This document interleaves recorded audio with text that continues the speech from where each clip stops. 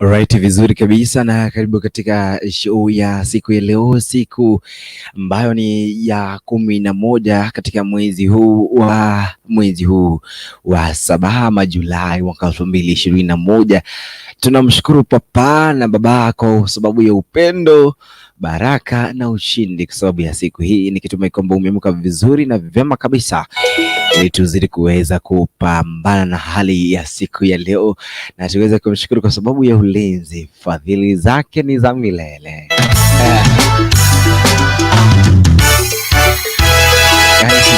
Sijui umeamka namna gani katika siku ya leo, ikiwa kwamba ndipo wakati umefika, basi tuweze kumshukuru Mwenyezi Mungu kwa sababu ya upendo, kwa sababu ya fadhili zake juu ya maisha yetu, kwa sababu ya upendo pia kwa sababu ya lile agano ambalo alilotengeneza juu ya maisha yetu. Karibu sana katika siku ya leo tuweze kumsifia Mwenyezi Mungu, Mungu ambaye ametujalia makuu, Mungu ambaye tunastahili kushuhudia yale makuu ambayo amezidi kuyatenda juu ya maisha yetu, na kwa kweli Mungu ambaye amezidi kutufanikisha kwa hizi hali zote, na hiyo ndiyo yatupasa. By the way, welcome katika show ya Sifa na Ibada na mimi Papa Isaac LENARD. Katika siku ya leo tuweze kumshukuru na kumuinua Mwenyezi Mungu katika siku hii, na tuweze kumwambia kwamba Baba, kama sio wewe tungekuwa wapi? Kama sio wewe basi tungekuwa washindi, na ni kwa sababu ya hilo tumekuwa washindi katika siku ya leo, kwa sababu Bwana wetu amekubali kwamba tuweze kuamka siku hii, amekubali kwamba tuweze kuwa video vyetu viweze kujaa yani sifa kwake, na viweze kujaa ibada, yani nyimbo za ibada, nyimbo za maabudu, nyimbo za kumsifia na kumuinua, maana yeye yu astahili kabisa.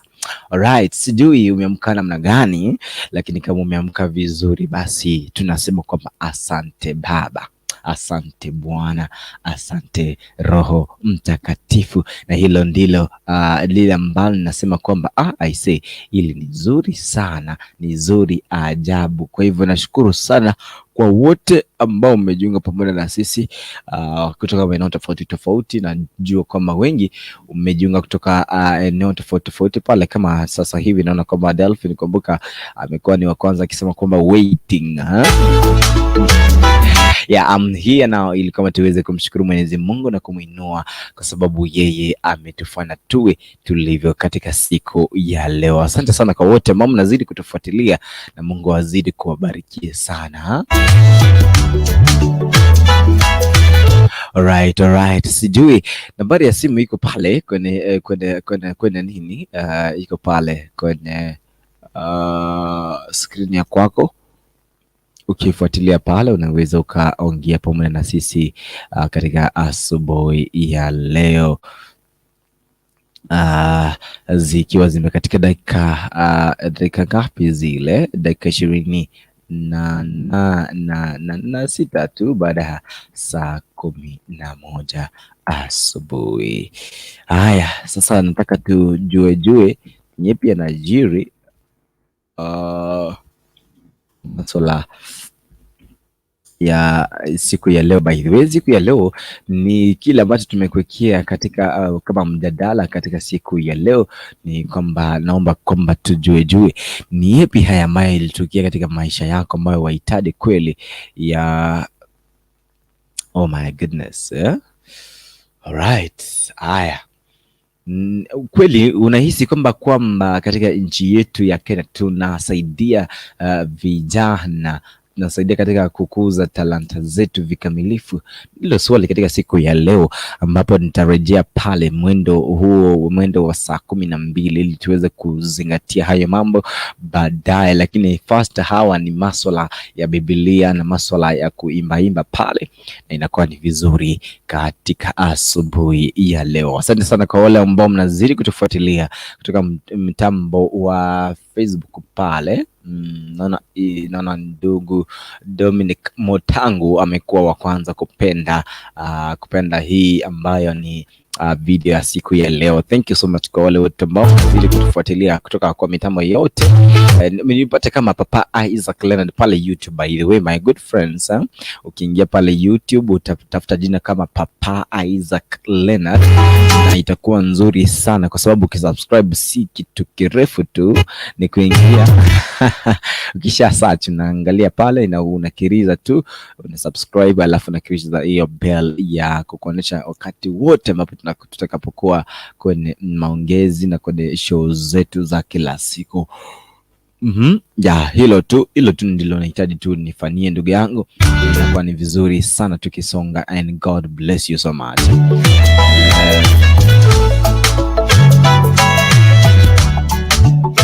By the way, yani kuna yale ambayo tunajua leo ni siku ingine tamu sana, hata kama licha kwamba mimi ni Mkristo, wewe ni Mkristo. Tumeongea kuhusu talanta because leo kuna ile kitu inaitwa football, itakuwa fire bin fire pale, kwa sababu leo timu ya Italy na England wanapatana pale, kimenyano kikubwa kikali sana. Wanamenyana sana. Sasa sijui kutana namna gani, lakini hilo ndio baadhi ya mambo ambayo tunajua kama leo hii siku nzuri. Leo hii hata watu ambao wamezoea kubet pale, kwa sababu watu wamezoea kubet ni hali tete sana. Tujui kutaenda namna gani, lakini ni sawa tu. Tunazidi kujua ni yapi atakuwa na ajiri. Lakini Mabori Damaris amesema high five, happy Sunday to you my sister, God bless you so much. Nafuata hiyo link ili kwamba ikiwa unataka kuongea pamoja na sisi this morning, fuata hiyo link na utakuwa mzuri sana tukizidi kuongea hapa kwenye mtambo wetu wa YouTube. This is the international TV station ambayo ina lead kwa mambo ya online. God bless you so much as we get to move on, na tunaposonga kwa sababu ya neno la Mwenyezi Mungu katika sifa na ibada, inakuwa kwamba ni nzuri sana.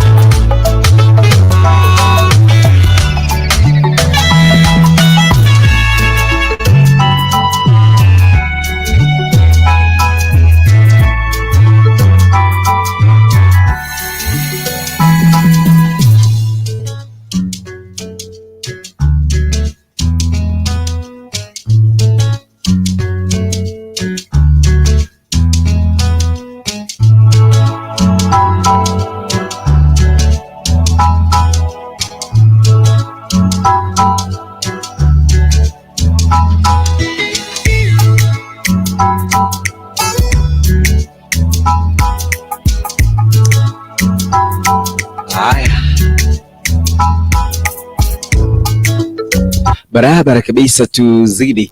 Lakini ndio cha kwanza ni kwamba lazima pawepo na maombi katika siku ya leo, ili kwamba tuweze kusonga kabisa kwa pamoja na tuweze kumwambia Mwenyezi Mungu. Sasa ni wakati huu ambapo tumeamuka, tunahitaji tu tukwambie Mwenyezi Mungu kile ambacho kiko katika mioyo yetu. Ni kwamba Bwana, tukusifie wewe unaishi na milele na milele. Amina. Asante kwa sababu ya wale ambao mnazidi kuingia. Haya, hapa sasa lazima tuweze kupashana hapa tu, ili kwamba tuzidi kujua ni yapi yanajiri katika siku ya leo. Lakini la mno ni kwamba JK ananiambia kwamba good morning, lakini cha mno kwanza tuweze kuanza kwa maombi, zikiwa zimekatika dakika 31 baada ya saa 11 asubuhi. Naomba kama ufungie macho yako ili tukaweza tukaomba. Baba yetu, tunakushukuru kwa sababu unatupenda. Tunakushukuru kwa sababu Mungu umetufikisha siku hii. Asante kwa sababu wewe Mungu umetuvumilia. Asante kwa sababu wewe Mungu umevumilia unyonge wetu. Umevumilia shida ambazo tunazo kila kukicha. Umevumilia hata dhambi ambazo sisi tunazifanya. Si kwamba wewe hauna uwezo wa kutuondoa, bali Mungu ni kwa sababu wewe unatupenda na unataka tujirejelee makosa yetu na tuweze kuwa karibu na wewe, mfalme mwenye nguvu. Katika siku ya leo mfalme, tunakualika katika jina la Yesu Kristo. Tunaomba uwepo wako na nguvu zako ziweze kutuinua, ziweze kutubarikia, uweze kutuongoza mfalme, tuweze kukua chini yako mfalme katika kila hali mfalme. Tukuite wewe mtetezi wetu, tukuite wewe kiongozi wetu, tukuite wewe amani kwetu, tukuite wewe mlinzi kwetu, tukuite wewe dawa kwetu, uite wewe daktari kwa maisha yetu. Siku ya leo Bwana iko mikononi mwako. Kuna wale wote ambao wako pale katika nchi tofauti tofauti wakifanya hustle. Jehova, tunawakabidhi mikononi mwako. Wabariki Jehova, wape afya nzuri, kwa sababu wanakuhitaji wewe Jehova. Hata hapa mwaka huu ambapo kumekuwa na janga la corona bado, na watu wanajuta, wanalia, wanasumbuka, wanaendelea kujisumbua katika mioyo yao kwamba Bwana, ni lipi hili limekuwa katika taifa letu. Jehova Mungu, wewe zaidi ya tosha. Tunajua kama wemba taifa hili ni lako. Jehova, tunaomba kwamba utuponye na magonjwa yote katika jina la Yesu Kristo. Utuponye na shida zote katika jina la Yesu Kristo. Wewe uliye Bwana nira yetu, wewe uliye mlinzi wetu. Pakiwa na shida Bwana, tunakufana wewe ambaye ni mnara wetu, uweze kutulinda na shida, uweze kutulinda na magonjwa, uweze kutulinda na kuadhibiwa, uweze kutulinda pamoja na kushushwa, uweze kutulinda pamoja na aibu ya shetani. Mungu mwenye nguvu, katika siku ya leo Bwana, tunashukuru kwa sababu ya wema na fadhili zako ambazo zinazidi kujaa juu ya maisha yetu Bwana. Asante kwa sababu utatuinua Mfalme. Asante kwa sababu sisi si wanyonge tena, bali Bwana sisi ni wenye nguvu katika Kristo Yesu Bwana wetu. Asante kwa sababu sisi ni wenye nguvu. Asante kwa sababu sisi Bwana hutabaki tulivyo. Siku ya leo iko mikononi mwako Bwana, ifungue. Tunangusha kila ngome za ibilisi, hazina uwezo katika jina la Yesu Kristo. Fungua anga yetu Jehova siku ya leo. Fungua anga ya kila mmoja siku ya leo. Fungua anga ya yule kijana, yule mzee, yule mtoto, hata yule mama Jehova, mahali alipo Jehova. Tetemesha kila nguvu za ibilisi, hazina uwezo katika jina la Yesu Kristo. Baba Mfalme, bendera yako tunaipeperusha, tunaipeperusha, tunaipeperusha, tunaipeperusha, tunaipeperusha katika jina la Yesu Kristo.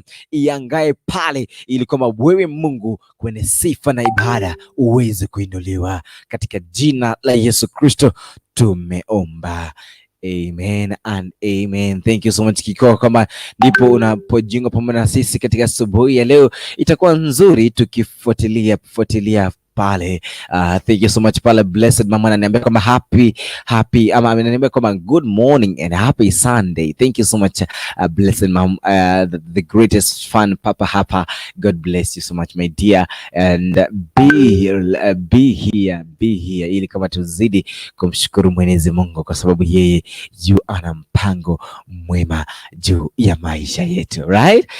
Ikiwa kama nipo na jiunga pamoja na sisi, God bless you so much as we get to bless, to lift our God kwa sababu ya siku hii, siku ambayo ni nzuri, siku ambayo hatuwezi tukajuta. Unajua hii siku Mungu akishaipanga, akishatupa maisha, akishatupa afya, hiyo siku imekuwa siku nzuri sana. Steve na Tiga. Yes, good morning.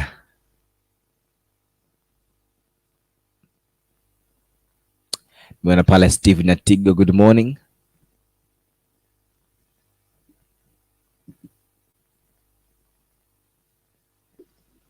Yes, Wakiri Moromito. Wakiri wia, huko namna gani pale? Niko salama sana kutoka Nyatiko Iskona IBAADA. Maana nimeshukuru na wasalimu yote ambao wanasikiliza. Tumesalimika sana. Sana. Umesema unasikiza kutoka wapi? Kisii, eneo gani hili? Mimi niko upande wa Nyamila, Kebirigo, Nyatiko Iskona. Alright. Na Kebirigo. Ya Kebirigo ninatembea pale, soon nakutembelea usijali.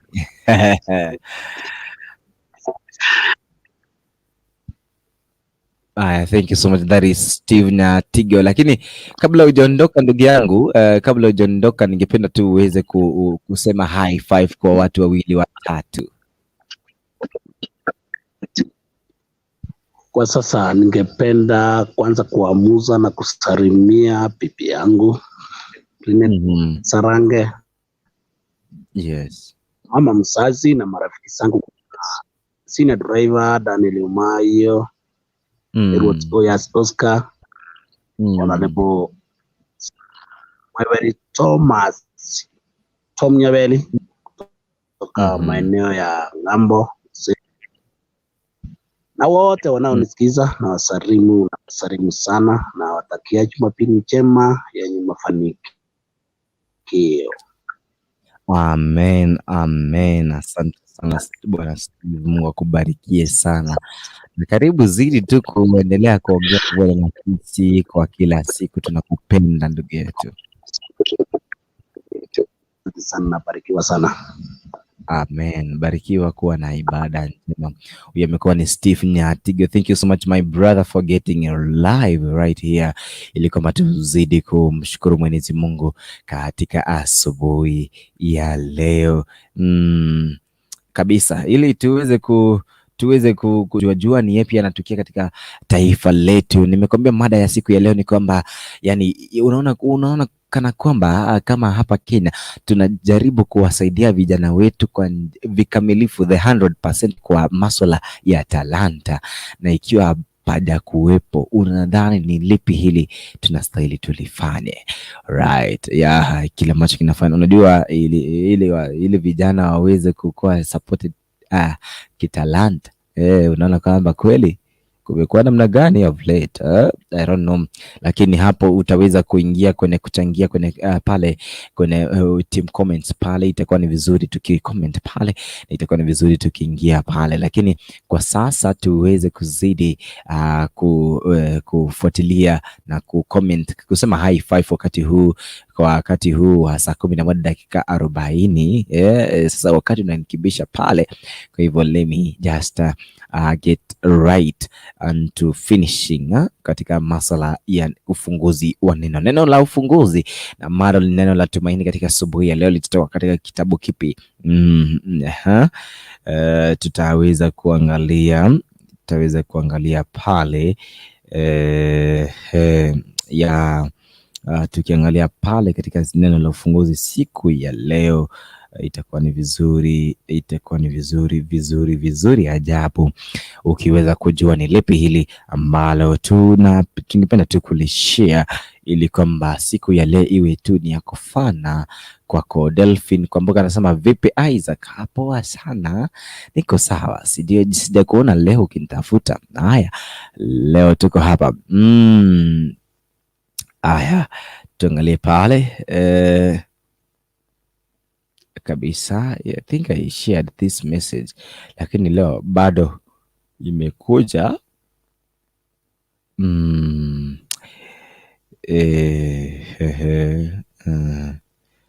Yani katika tuangalie kitabu cha First John chapter 1 verse 9 pale, sura barua ya Yohana ya kwanza, waraka wa kwanza wa Yohana. Tuangalie pale sura ya kwanza mstari ni wa 9 pale, ambapo inasema kwamba if we confess our sins, he is faithful and just to forgive us our sins and to cleanse us from all righteousness. Ikiwa kwamba tutakubali kumuomba msamaha mbele za Mwenyezi Mungu. You know what is the strength, kitu ambacho ningependa tu kupeana a lot of alliterations pale, yani a lot of stress kabisa, ni kwamba ikiwa tutaomba msamaha, if we will have to ask for forgiveness. That is the first waraka wa kwanza wa Yohana 1:9 pale.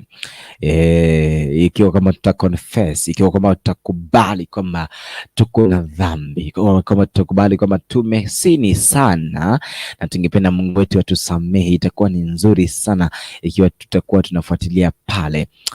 I know kuna yale ambayo tunayafanya katika nchi yetu ambayo yanamfurahishi Mwenyezi Mungu pale, ambayo anatufanya kama tuwe mbali na Mwenyezi Mungu wetu huyo ambaye ametufanya tufike siku ya leo.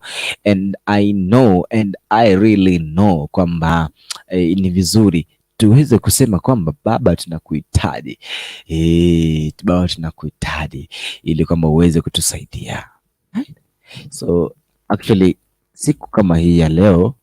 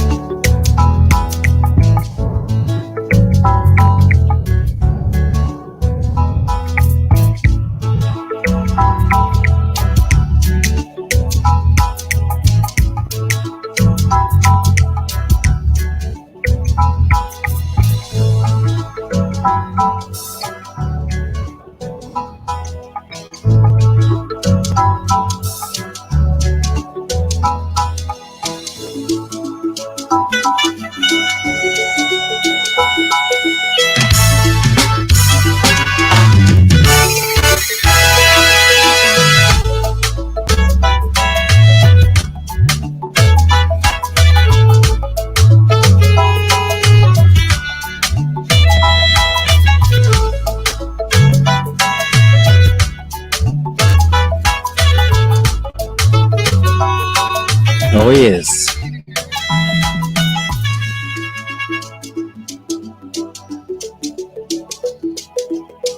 Mwana pale Blessed Mom ameweza kujaajaa hapa.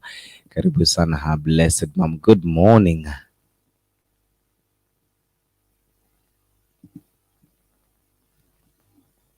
Blessed Mom, good morning.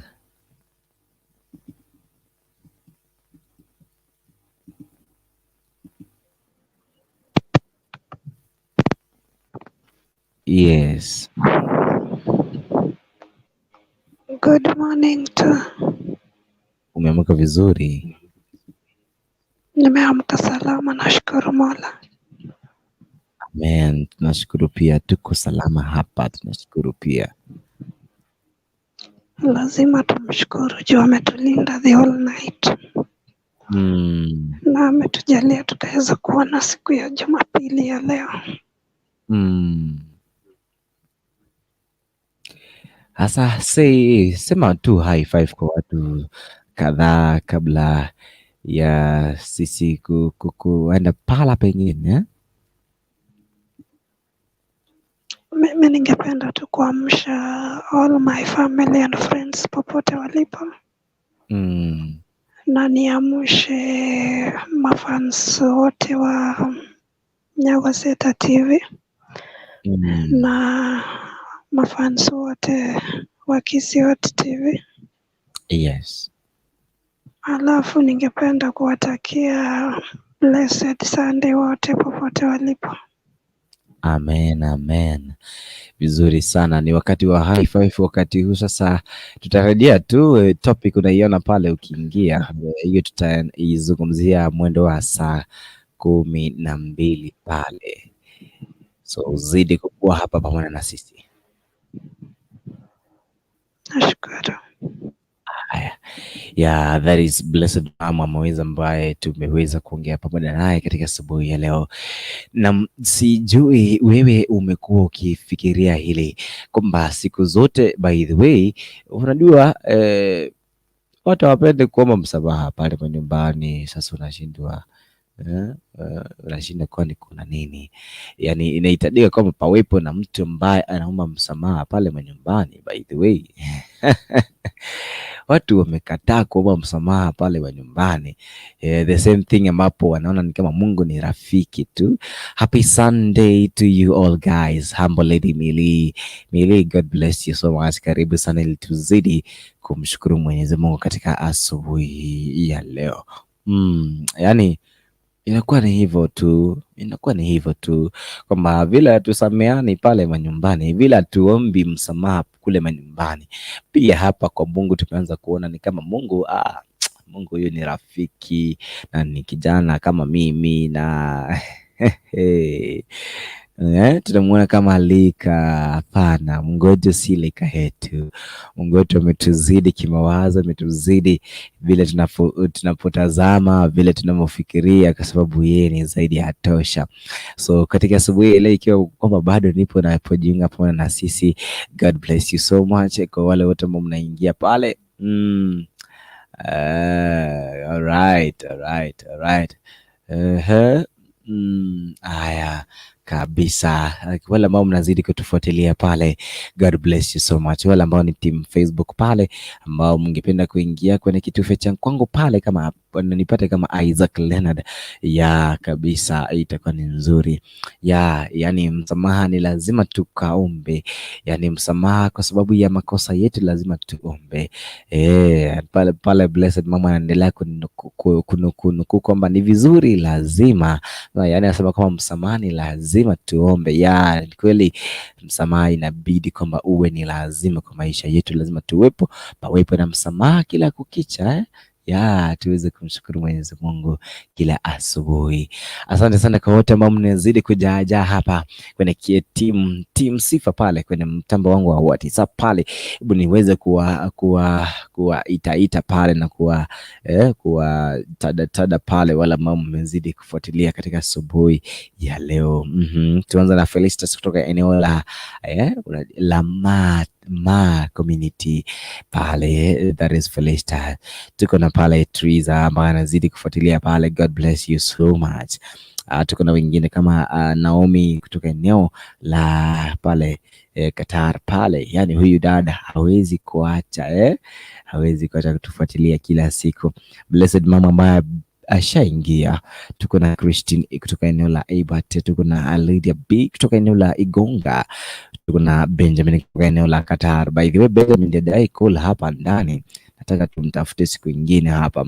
Vanis Komboka ambaye anazidi kufuatilia pale, Rodo Seko yufuatilia pale, watu wa Bomariba ward, I say high five.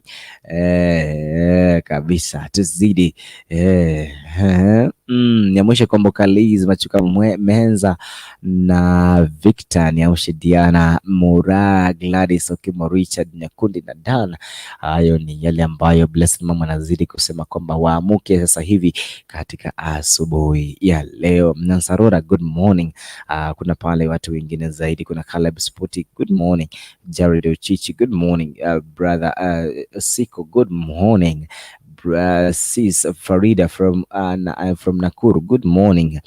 Tuko na pale Zak kutoka eneo lile la Kisii Town, by the way, is a comrade, is a colleague in this media.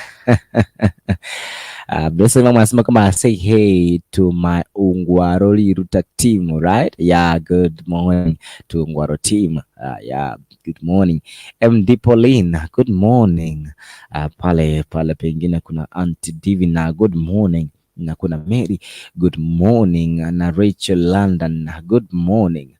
Pale pengine tuko na King Mose, good morning. Sis Esther, good morning. Thank you so much kwa wale wote ambao mnazidi kutufuatilia. Team Doha Qatar, tuko ndani. All right, thank you so much my sister. Naona kwamba hapa tumechangamka kabisa, inakuwa inafurahisha. Delphin anasema kama sioni link mimi. Link iko hapo sasa hivi. Hiyo ni link ya YouTube, alafu kuna link hapa ambayo ningependa nikutumie leo. Hiyo link iko hapo, utaweza kuifuatilia pale na itakuwa ni vizuri sana. Karibu sana kwa wale wote ambao mnazidi kutufuatilia. Deno Michael Helen, amkeni bana, na nawakilisha Team Hamam, karibu sana ili tuzidi kusonga kwa pamoja, right?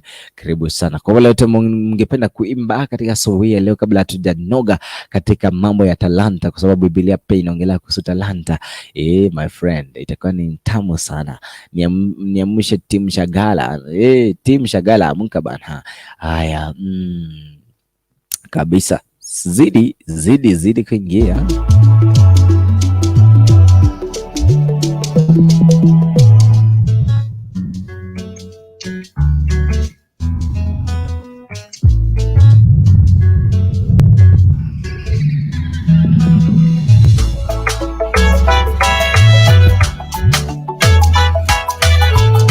nimeweza kuna Delma pale amejiunga pamoja na sisi this morning as we get to keep this show alive. Kuna mabori Delma anasema kwamba from Riyadh watching. Funika Gesare anasema kwamba hello Leonard, hujambo? Si jambo dada yangu. Good morning pale, welcome so much, tuweze kuzidi na kumshukuru Mwenyezi Mungu this morning. Haya, naona pale Brian Ondieki kutoka pale eneo la Kabianga University, yu anafuatilia, yu amependa video yetu pale kwenye mtambo wetu wa Facebook au mtandao wangu wa Facebook. Asante sana ndugu yangu, naweza kujiunga pamoja na sisi tuweze kumshukuru Mwenyezi Mungu kabisa kabisa. Yani lile ambalo ni swali siku ya leo litakuwa kwamba are talents fully supported kabisa katika mwendo huo wa saa 12 zikiwa zimebaki dakika 6 tu, dakika 7 pale iweze kutumia mwendo wa saa 12 asubuhi. Haya, katika siku hii Delma, ningependa tu uweze kuweka video pale, uweze kuweka picha pale tuweze kukuona my friend. Ni itakuwa nzuri sana. Inajua watu wanapenda sura yako ikiwa watakuona pale itakuwa inaboresha sana. Haya, Funika Gesare in live from KSA in Tabuk. Alright? Alright. Haya, nimeingia pamoja Delma.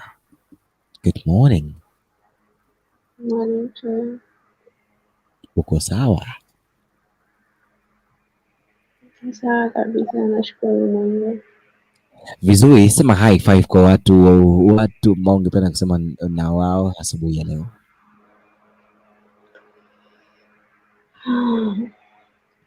Napenda kusalimia wazazi wangu, ndugu zangu, nawaambia wakimbie kanisa, wakumbuke kuombea watu wote.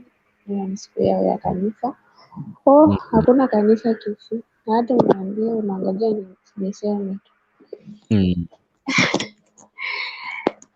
Ningependa kuuliza Catherine.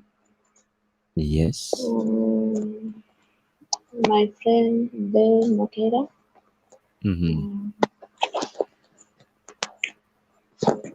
Venica, Sebastian, the Kingslight, Kazanai.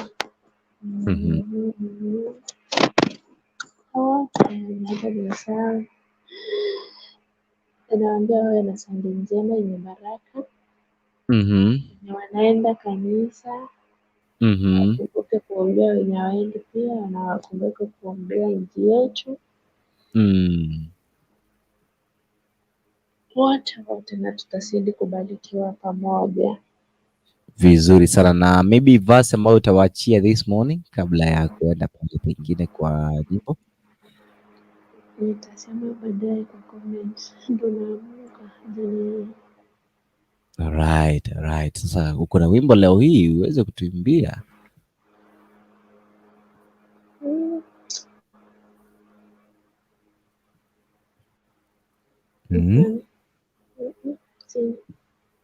Hauna leo? Labda baadaye.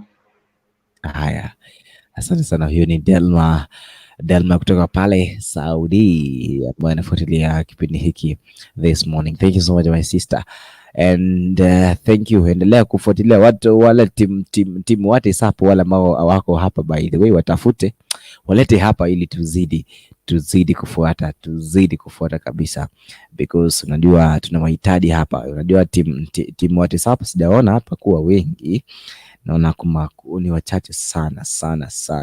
Haya, vizuri sana. Wale ambao mna timu sifa ni wengi, lakini jana tumeweza kuongea na dada yetu ambaye alikuwa mgonjwa shida miguuni pale, lakini Mungu alikuwa ni mwaminifu, ameweza kumponya kabisa. Kabisa na inakuwa ni nzuri sana. Anaona kwamba Teresia Njiguna, say hi to Kuruntu and Delma. Maze, yani naonekana kama Kurukuntu siku zote, sijui kama nitakuda, sijui ni sura yangu, sidhani kama sura yangu iko namna hiyo.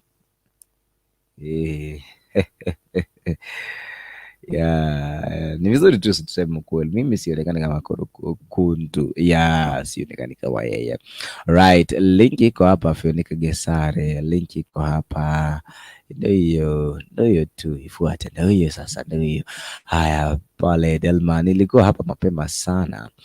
Bless mama ati hana wimbo, nani muimbi? Anakuwa kama ni muimbi kila kukicha. Yes. Oh yes. Haya, hasa kama leo mambo ni mabaya na watu msiniambie nimeanza kuwa slaking. Hapana. Amusha enemy nyams. Sijui enemy nyams.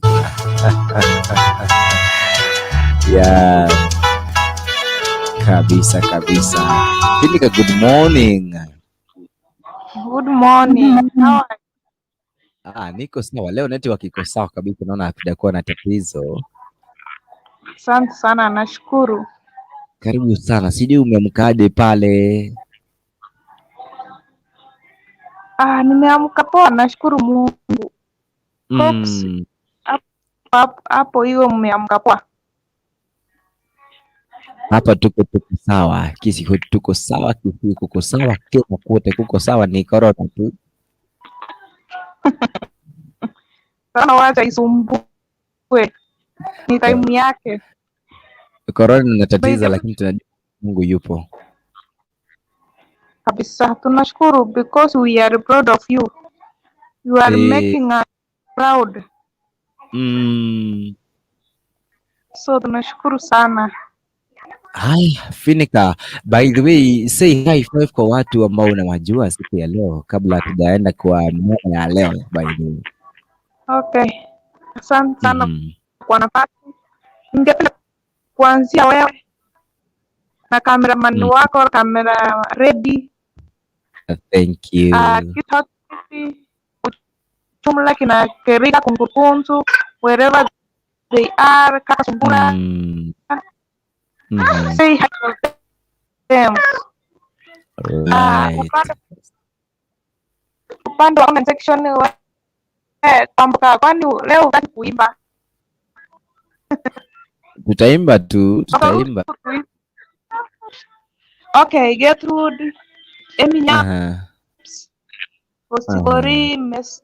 Right, Finest Man, Double M, wengine wengi kabisa. Na wasalimu katika chimesa mjam na enjoy your Sunday. Wow. Thank you so much Finika, barikiwa. Naona watoto wa mzungu wanakusumbua kutoka pale nyuma, lakini wasalimie pia kama wanasikia kisiva tayari wakire. That is tekani. Haya. Asante. Sasa tutaingia kwa mada ya siku ya leo, na nimetimia mwendo wa saa 12 asubuhi. Nikazidi kuwa na sisi ili kama tuweze kuingia katika mada ya leo. Delma anasema kwamba umekula sana na kwa nolile.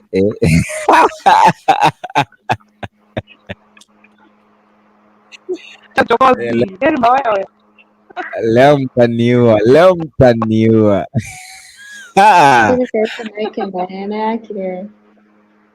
Hata siku najua kama ni jina tu ndio imeniambia. Finika, sijaijua jina lako la M-Pesa. Ni kama yani sijaijua actually jina lako la M-Pesa. Unajua jina langu la M-Pesa kweli?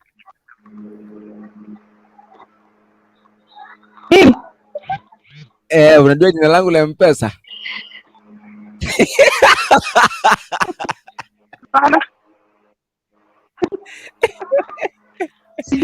Anyway,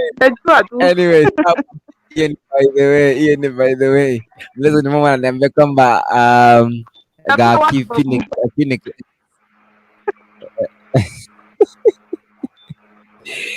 Haya, leo haya, wewe utajua ukituma hela pale, vizuri. Haya, tuweze kuangalia hapa. Haya, leo tuna mada. Poa sana.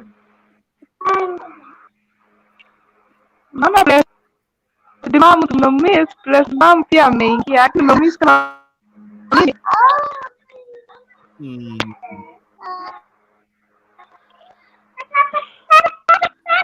Blessed Mom leo mbona amefunga ya nini?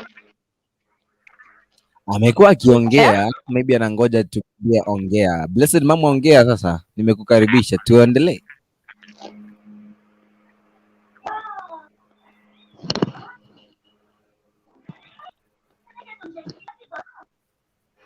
Hapo sawa. Sasa Nasikia Finika anasema ati mimi ndio nimeingia sahi. Sijui lakini ni sasa nakuona kwa sababu nimewaingisha na yeye aliona. Mwambie mimi niliingia usiku, jogoo ikiwika, mimi nilikuwa niko hapa. Finika, Blessed Mama anasema uambie kwanza watoto saa hii ni usiku walala.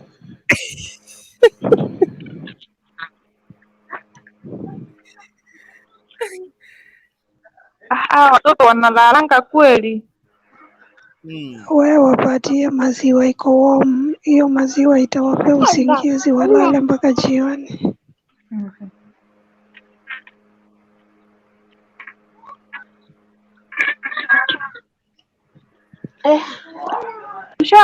Tushaamka. Haya, vizuri. Sasa tuweze kushiriki kwenye mada ya siku ya leo. Yaani, unahisi kwamba nchi yetu inasaidia katika ukuaji wa talanta vikamilifu au tumekosea wapi? Hilo ndilo swali la siku ya leo, ikiwa kwamba unaona kwamba vijana wanasaidiwa kitalanta, wazee, kina mama, au tumefifia na wapi? Hilo ndilo lile ambalo tunaweza kuliongelea siku ya leo. Kwa hivyo tuanze na mchango wa Blessed Mom. Blessed Mom, tuanze na wewe. Kulingana na mchango wako, unahisi vipi kuhusiana na swala hili?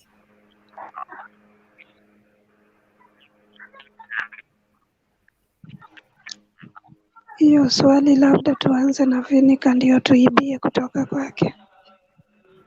Finika, hebu tuongeleshe pale, unahisi kwamba unasaidiwa?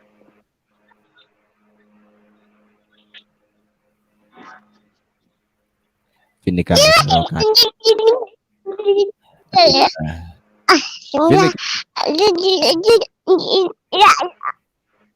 Watoto namsumbua sana.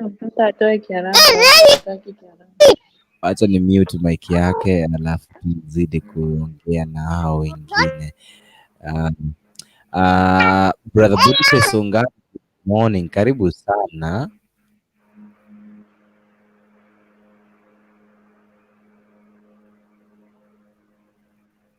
Brother Ongaro. Thank you so much. Kwanza wewe ni muimbi bwana, karibu sana na say high five kwa watu 3 4 pale ili tuende pala pengine. My high five goes to all of you who are in the studio and those who are in the comment section and all those who knows me and those who don't know me and Sister Delma there, high five. High five too. And yeah, nashukuru karibu sana ndugu yangu. Jana umepotea, tujakuona bwana, umepotea sana. Unajua ni ile Delma yampianga ni Sunday tu mnakuanga na show. Eti Sunday tu akidelma. Sawa. Hapana, ni Saturday and Sunday and then pole, nilisahau kutumia lingi, wala sikuwa nakumbuka. Pole. Hapana,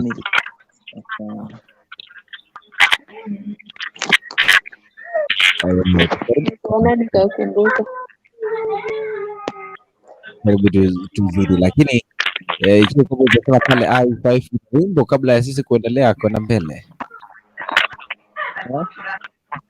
Una wimbo?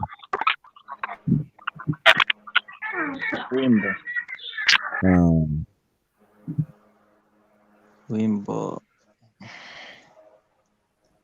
Sawa. Haya, Cheza keyboard.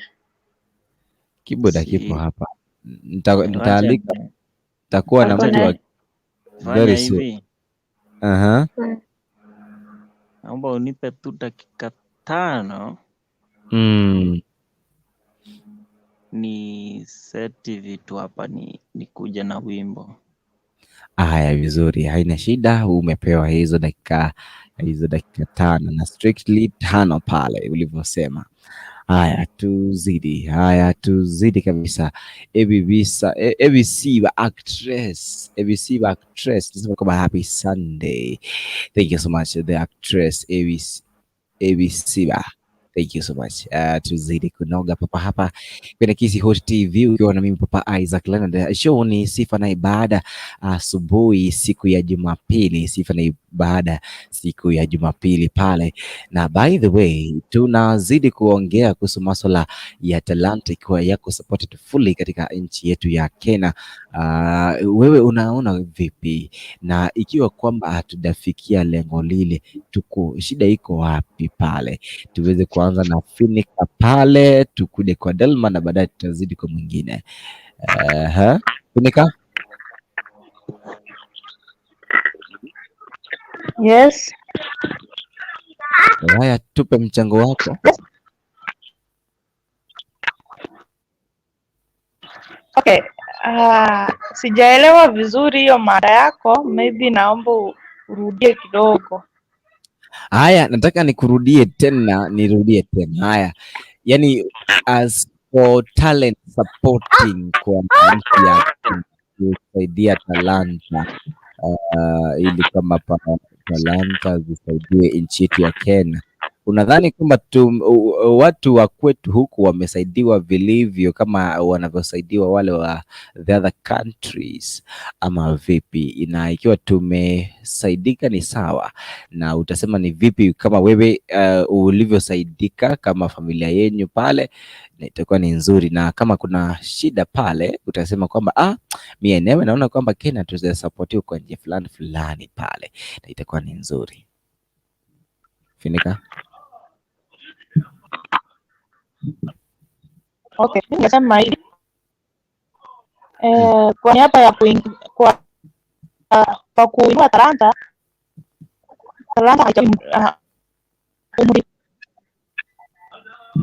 umri wote unafaa kuinuliwa. Mtu ako na talanta anaweza tu kusaidiwa. Kwa wale wenye wametangulia mbele, wenye hapa naona inatatiza sana. Unajua hatuwezi kusikia vizuri. Finika, jaribu kuangalia mitambo yako pale na itakuwa vizuri. Tuende kwa Delma.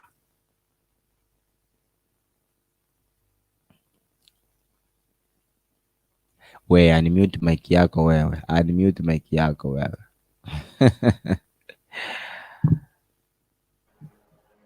Oh, yes.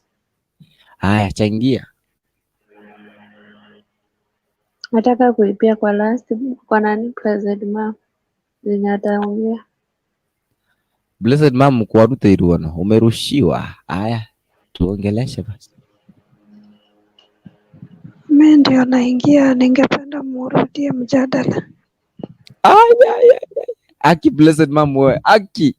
Sawa. Haya, na wewe mimi nasema okay, kuinua talanta ni vizuri, watu wainuliwe talanta.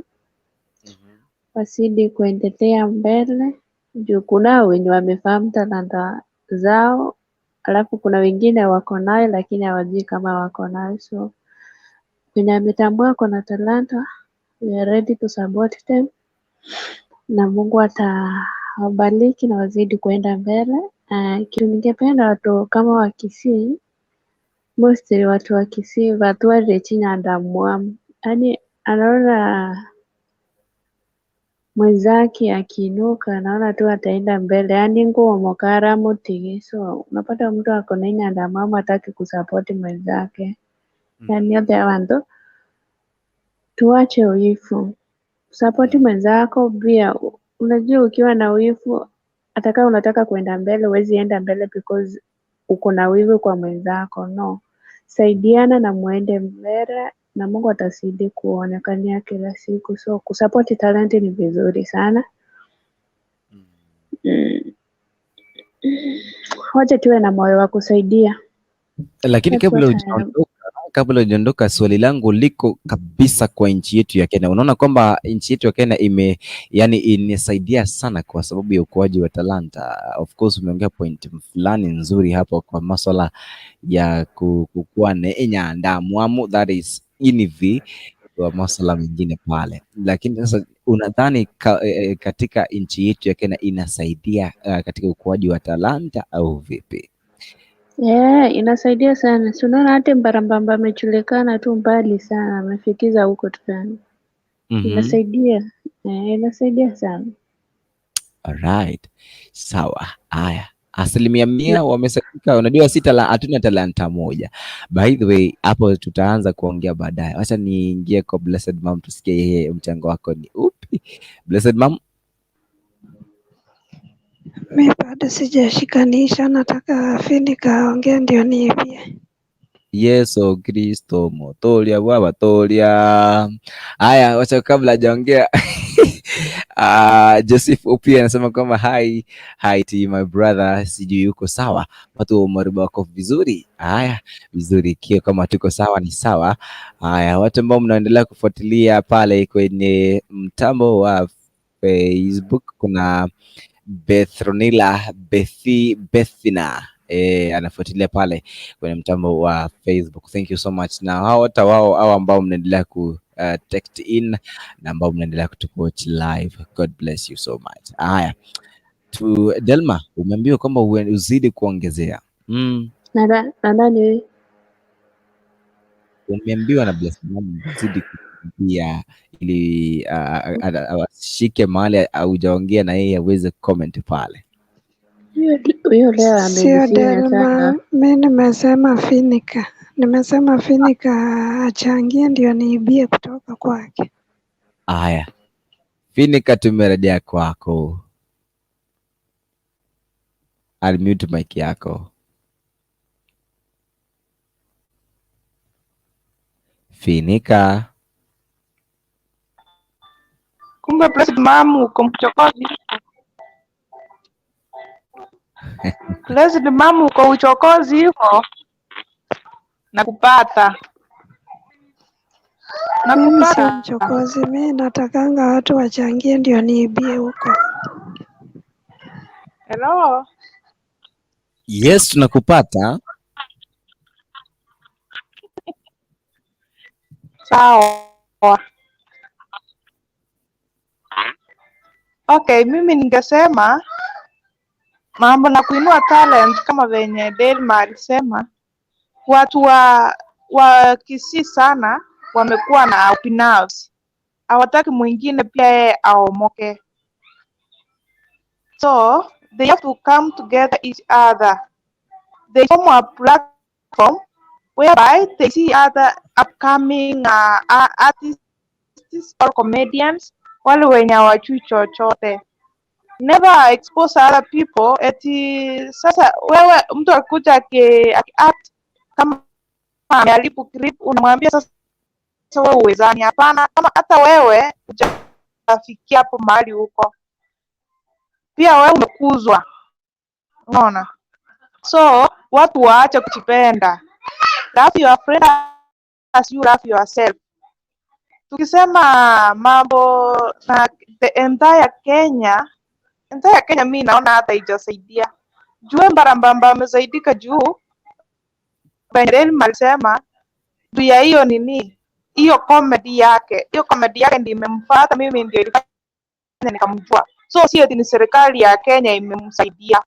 Mbarambamba amejinua mwenyewe na hizo comedy zake zenye amefanya. By the way, sasa tuseme kama mimi hapa hivi ni actress ama ndio nataka kuanza hiyo nini, hiyo kuact. Kama sitaanza mahali, hakuna mtu atakuja afanye nini anijue kama hapana. Pia wenye wako na talent wajaribu kujitoa pale nje, ili wajaribu kujituma. Chukua simu yako, record, hata kama ni record, tumia mtu mwingine. Huyu mwingine by the way anakuambia, yeye ndiye sasa atakuambia mahali unaelekea.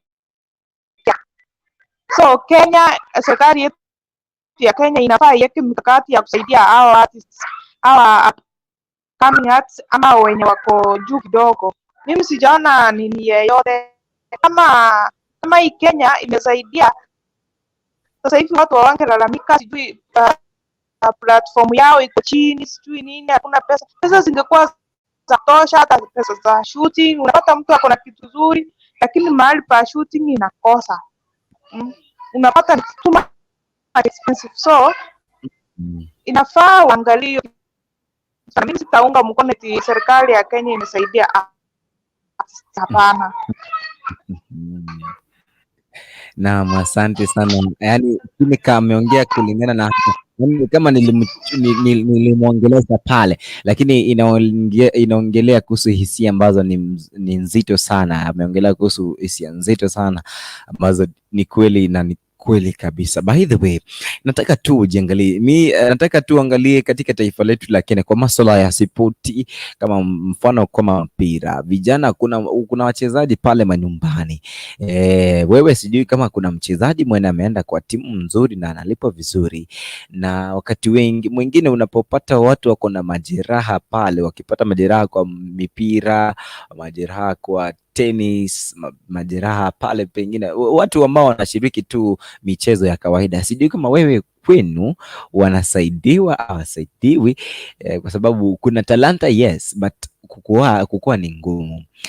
Unajua the other countries ni kwamba hata ukiwa mdogo pale unaanza kufunzwa vile utaanza kupata pesa zako, hela zako vizuri, lakini in our country mazee ni ngumu. Lakini sijui sasa turudie kwako Blessed Mom, lakini kabla yako Boniface Ongaro yuko pale. Najua kwamba ako na mchango na alisema atarudi. Wacha tu kwanza, naomba tu uchangie kwenye mada hiyo baba. Nimesikia mko na mada poa sana. Watu wote wangesikia wafanye kile kinastahili, watu wangekuwa mbali.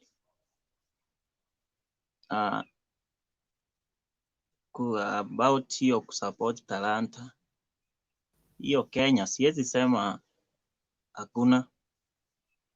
Wanajaribu, ila naomba tu wakuwe na moyo tu,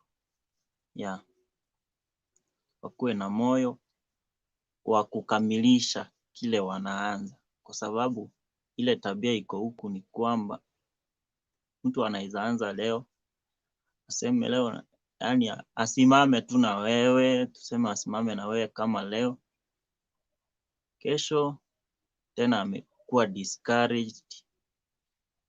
Na pia wakisaidiwa inadependingi. Kuna wale ambao wanasaidiwa wanasahau, naanza kufanya ile kitu tunaita ugotimba, sijui vile naweza yaka kwa Kiswahili. So wanaharibu wenyewe. So mtu anasaidiwa na anaenda anaharibu ile heshima, mpaka huyu mtu anasema linde. Sasa anasaidia mtu tena ana BF hivyo. So number one, for example, sasa wasanii wacheza soka wote, mkisaidiwa jiekeni vizuri, ili mtie yule mtu ambaye anawasaidia mo. Sije ikawe kwamba ukitaka kusaidia Boni anakuwa na pembe, sasa anakuwa yeye ndio kusema.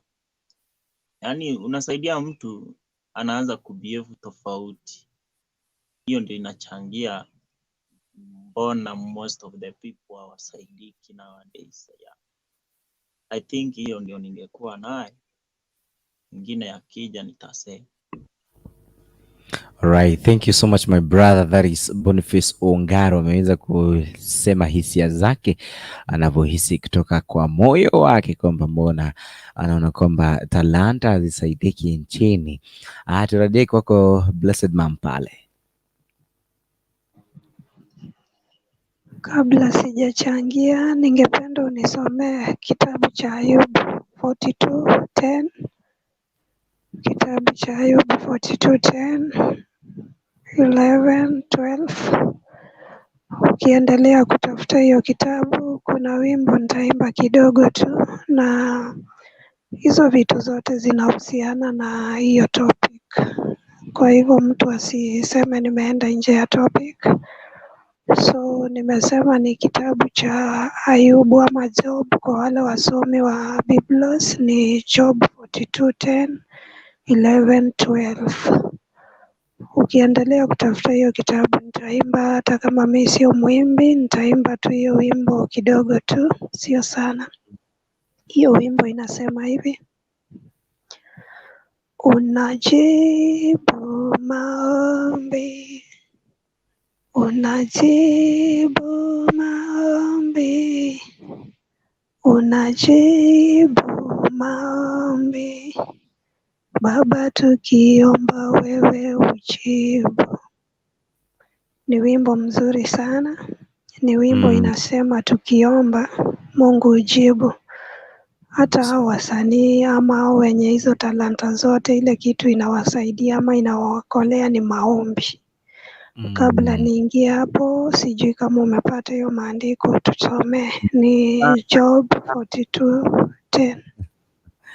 Ilipata kitambo sana. Inasema kwamba kisha Bwana akageuza uteka wa Ayubu hapo alipowaombea rafiki zake. Bwana naye akampa Ayubu mara mbili kuliko hayo aliyokuwa nayo kwanza. 11 anasema ndipo wakamwendea nduguzo wote, waume kwa wake, nao wote waliojuana naye hapo zamani, wakala chakula pamoja naye katika nyumba yake, nao wakamlilia na kumtuza moyo katika habari za huo uovu wote Bwana aliouleta juu yake. Kila mtu akampa kipande cha fedha na pete ya dhahabu kila mmoja. 12 ambapo ulisema tutamalizia pale kwamba basi hivyo Bwana akaubarikia huu mwisho wa Ayubu zaidi ya mwanzo wake, naye alikuwa na kondoo 14,000 na ngamia 6,000 na jozi za ng'ombe 1,000 na punda wake 1,000. Amina, amina. Nashukuru kwa hiyo maandiko. Hiyo maandiko inaongea kuhusu baraka, na hiyo maandiko inaongea kuhusu kuombeana. Hiyo maandiko ni maandiko iko na mafundisho mengi sana. Hawa watu ambao walirudi kwa Ayubu ni wale watu wanaitwa kamati ya Kain ama kamati ya roho chafu. Yaani walipoona hana chochote wakamtoroka, lakini waliposikia amepata kakitu tena ndio walirudi. Maandiko inasema vizuri ati wale waliojuana naye zamani, yaani walijuana naye zamani wakarudi, yaani walirudi kuona kama ni ukweli huyu mtu amekuwa hai, yaani si kukufa alikuwa anakufa. So nilikuwa nasema hivi, hawa watu ambao unaongelelea ati wale watu wako talented, hawa watu wako talented, ile kitu imewaokolea ni kuombeana na kusukumana wenyewe kwa wenyewe. Mimi siwezi kusema ati nchi yetu inakuza hao watu wa talanta, siwezi kuongea uongo. Kwa nini siwezi kuongea uongo? Ukiangalia mtu kama huyu, kuna siku niliona anaitwa Douglas Otiso. Kuna siku Douglas Otiso alikuwa na launch na ilikuwa ni mwezi wa 5 hii mwaka. Mimi wakati niliangalia kwa ile launch yake, kozi nilifuatilia kutoka mwanzo hadi mwisho, mimi sikuona mkubwa yeyote pale. Lakini wale watu mimi niliona ni family and friends. Hao ndio watu niliona. Kwa hivyo kwa upande wa kutunza talanta za Wakenya, mi naona kama ni marafiki, jamii ndio watu wanawasaidia ama watu wa nje maybe. Yes. Wacha niseme for example, saizi leo hii vile tunaongea na wewe, nikitaka kufungua kanisa ambalo nitakuwa nahubiria watu, kitu ya kwanza nitaanza na wewe, nikwambie Isaac, Deno, kaka Sungura, Dan Keriga, nataka kufungua kanisa. Hii kanisa inanigharimu 100,000 kwa sababu si lazima nifungue kubwa. Siku hizi makanisa ni mingi.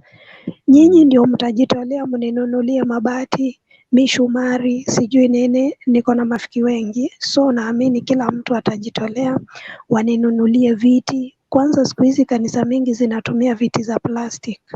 Kwa nini zinatumia viti za plastic? Hiyo ndio uwezo wako nayo. Unaona? Sasa maybe bench ni bei kali, wanaona hiyo plastic ndio bei rahisi. So kama unasema ati nchi yetu ama serikali yetu inainua talanta za wengine, si hiyo serikali ndio ingenijengea hiyo kanisa na iniwekea kila kitu kwa hiyo kanisa? Hiyo ndio kutunza talanta. Mimi siwezi kusema ati nimeona nchi yetu ikitunza talanta ya wengine. Siwezi kupenda niseme uongo, kwa sababu ukienda kama ni nchi zingine unapata kama kila watu kuna vile wanasaidiwa. Kama ni wasichana wenye hawajaolewa, kuna vile wanasaidiwa na serikali ya kwao. Kama ni walemavu, unaona watu wako na ulemavu tu wa kawaida, kuna pesa serikali imewaandikia, wanapewa tu, mzazi anaendea anatunza nayo huyo mtoto. Kwa hivyo mimi serikali yetu, mimi sipendi niseme uongo, mimi siwezi sema nimeona kama wanakuuza talanta za wengine. Juu ukiangalia kama hawa kina huyu papa, huyu antivirus, ukiangalia kama kina Okiondo, kina nani, watu wengi tu, kina Mwaneki, hao ni watu wako na talanta zao, lakini ukiwauliza pahali wamefika, watakuambia tu ni family and friends. Sidhani kama hawa wakubwa wameingilia ndani. Haya, ukiangalia Mbarambamba mpaka saa hii, mpaka leo hii, bado Mbarambamba anaendelea kufanya vituko zake, akisema anaomba siku moja Uhuru Kenyatta amsaidie. Kwa nini anaomba? Kumaanisha hawajafikiwa? Yes, hawajafikiwa. Kwa nini tuongee uongo? Tunaongea ukweli kwa sababu ni kitu iko. Kwa nini tuwapake mafuta ya uongo? Mi sipendi niwekelee mtu uongo. So mimi kitu nilikuwa naomba serikali yetu, kwa sababu kuna wale wanatusikizanga chini ya maji. Sisi tunataka msaidie watu, ile kitu inaonekana ya kwamba kweli hawa wamesaidiwa. Ni hayo tu. Asante sana dada yetu kwa mchango wako mzuri sana. Na by the way, kabla tujazidi, sijui kama utaniruhusu, kuna kitu nimesahau. Najua uzee pia inafanya mtu anasahau. Kuna mwimbaji fulani alifariki na si kitambo sana, anaitwa James Ragira. James Ragira ni mwimbaji, alikuwa amevuma sana, watu wengi wanamtambua. Mimi nakuambia huyu James Ragira wakati aligonjeka alikuwa na shida mingi sana. Hata wakati alikufa ndiye alianza kumaliziwa nyumba, kumaliziwa vitu. Yaani unapata msanii akikufa ama watu wako na talanta, hiyo siku ndio mpaka hata choo inajengwa kwake. Ni kitu ya huzuni na ni kitu inaumiza roho za watu.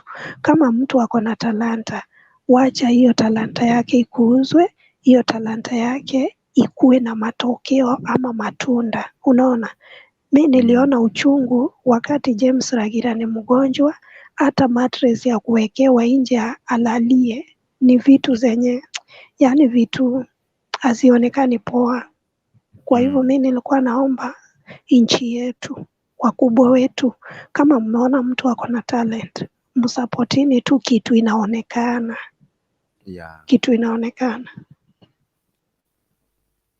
Aya, blessed mama, asante kwa mchango wako mzuri. Na by the way, ukiangalia pia kwa masuala haya mengine vitu hutokea, na nitarejea mahala pengine pale, lakini kwa sasa tuende kwake ndugu yetu Boniface Ungoro, kwa sababu alikuwa ashatuambia kwamba na wimbo lazima jiseti kidogo, na kidhani nimeona keyboard pale, kwa hivyo amejiseti vya kutosha. Tunaweza tukaingia kwake ndugu Boniface Ungoro.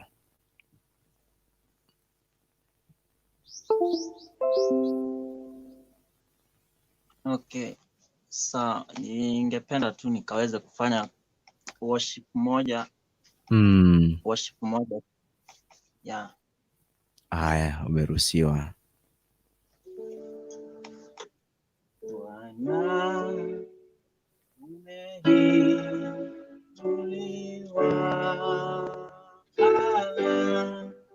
katika kiti chako cha enzi.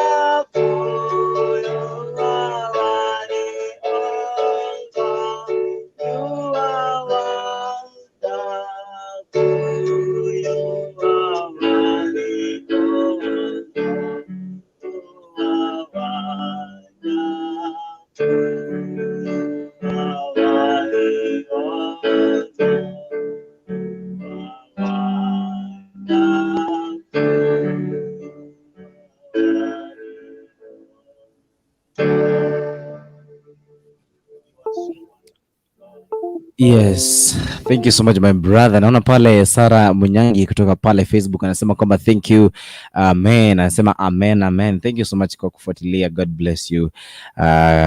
God bless you kwa wale ambao mnafuata. Boniface, thank you so nice. That was a nice song actually. We thank God kwa sababu ya hilo, and may God bless you kabisa. Ikiwa ndipo naendelea kufuatilia, kwa wale ambao mnafuatilia kutoka pale nje, this is Kiss Hot TV ukiwa pamoja na mimi Papa Isaac Leonard kwenye sifa na ibada asubuhi, ikiwa kwamba ndipo umeamka pale. Tuko katika mada ya kuendelea kusema kwamba una feel ama yes, ni feeling una feel kwamba vijana wanasaidiwa kwa masuala ya kitalanta pale, na itakuwa ni vizuri ukiendelea kuchangia pale na ukiendelea kutuma ujumbe wako moja kwa moja ili kwamba tuzidi kubariki kwa pamoja. Elma, mimi naomba kuondoka kiazi Tutawasikiza na huku nje. Nashukuru Boniface kwa kuingia. Pole nilisahau kutuma link na hujaambia Isaac uko na Janet na kusubscribe pia yeye hajakuambia uko naye. Msapotiane hivyo tu. Kabla tujaenda kwa serikali kuwasaidia, nyinyi wawili kwanza msaidiane kusapotiana. Poa, bye bye, nawapenda pole tu. Niko hapa nyuma ya tent. Watu wa nyuma ya tent pale. Boniface, maybe una reply pale. Reply bana. Okay, mimi ningesema kwa wale ambao wanatazama na wale mko studio, niko na channel Facebook, yani ni YouTube channel. Naweza enda pale tu like, ukashare na ukacomment, pia usisahau kusubscribe. Ninajiita Boniface Ongaro tu, vile jina litokeza pale studioni ni Boniface Ongaro ya. Asante. Alright, nashukuru sana. Haya Delma, kabla ya wewe kuondoka, kindly hebu tupe kawimbo bwana.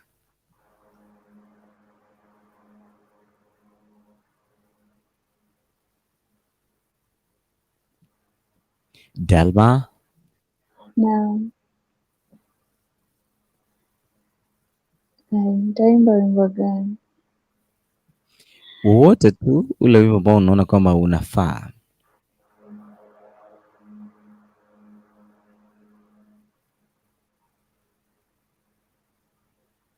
Acha niimbe chorus basi juu umeniekelea leo, acha tu utaona next week ni wewe.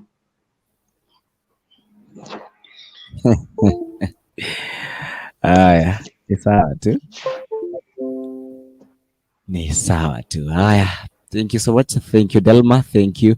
Turudi kwako Finika. Finika, uko pamoja na sisi? Naweka kamera bana, weka kamera.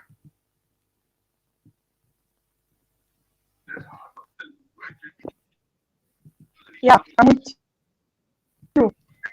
Haya, unatupata kabisa? Nimekupata huku nyuma ya tent. Haya, ni sawa. Sasa niweze Nimeshukuru. ongea Finika. Nimeshukuru Boniface kwa kazi mbaya. Anyway, I'm happy to hear from you. Okay, ningependa pia congratulate Grace ma'am kwa sababu ameongea vizuri. Sisi hatuchangi serikali, wacha tu tuongee ukweli. Watu wengi wamehangaika huku na huko, lakini hawasaidii chochote. Ungetu ni hili live kufikia wale wasanii wanainuka kwa asali, hata mwatengea platform hata kama ni ya kurecord na kufanyia shooting, at least you pay for that, ndio wengine wajue nini kinaendelea. So that's back. Right, thank you so much Finika. Sasa nitaweza kurejea kwa sababu ya kupena the last comments kwa sababu ya hilo.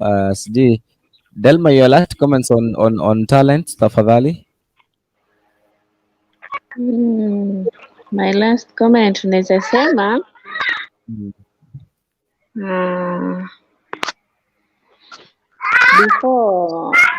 before serikali wasaidie mute yani ni ana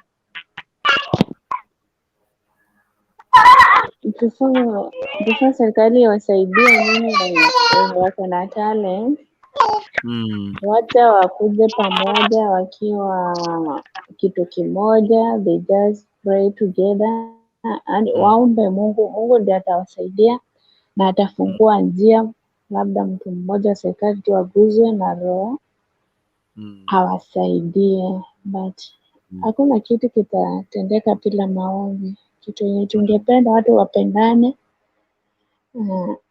wawaje kusikia wivu kwa wenzao. Ukiona mwenzako amelegea, msaidie tu, hata ukimpea advice hiyo inasaidia sana. So mimi ningewapenda wakuje pamoja Unajua hata watu wakiwa pamoja, uone watu wamekuwa kama sasa, tuseme sisi tumekuja penye tuko hapa kwa screen, tuko pamoja tunaomba, yani hakutakosa mtu mmoja wa kutusaidia wakiona tuko pamoja tutatengana.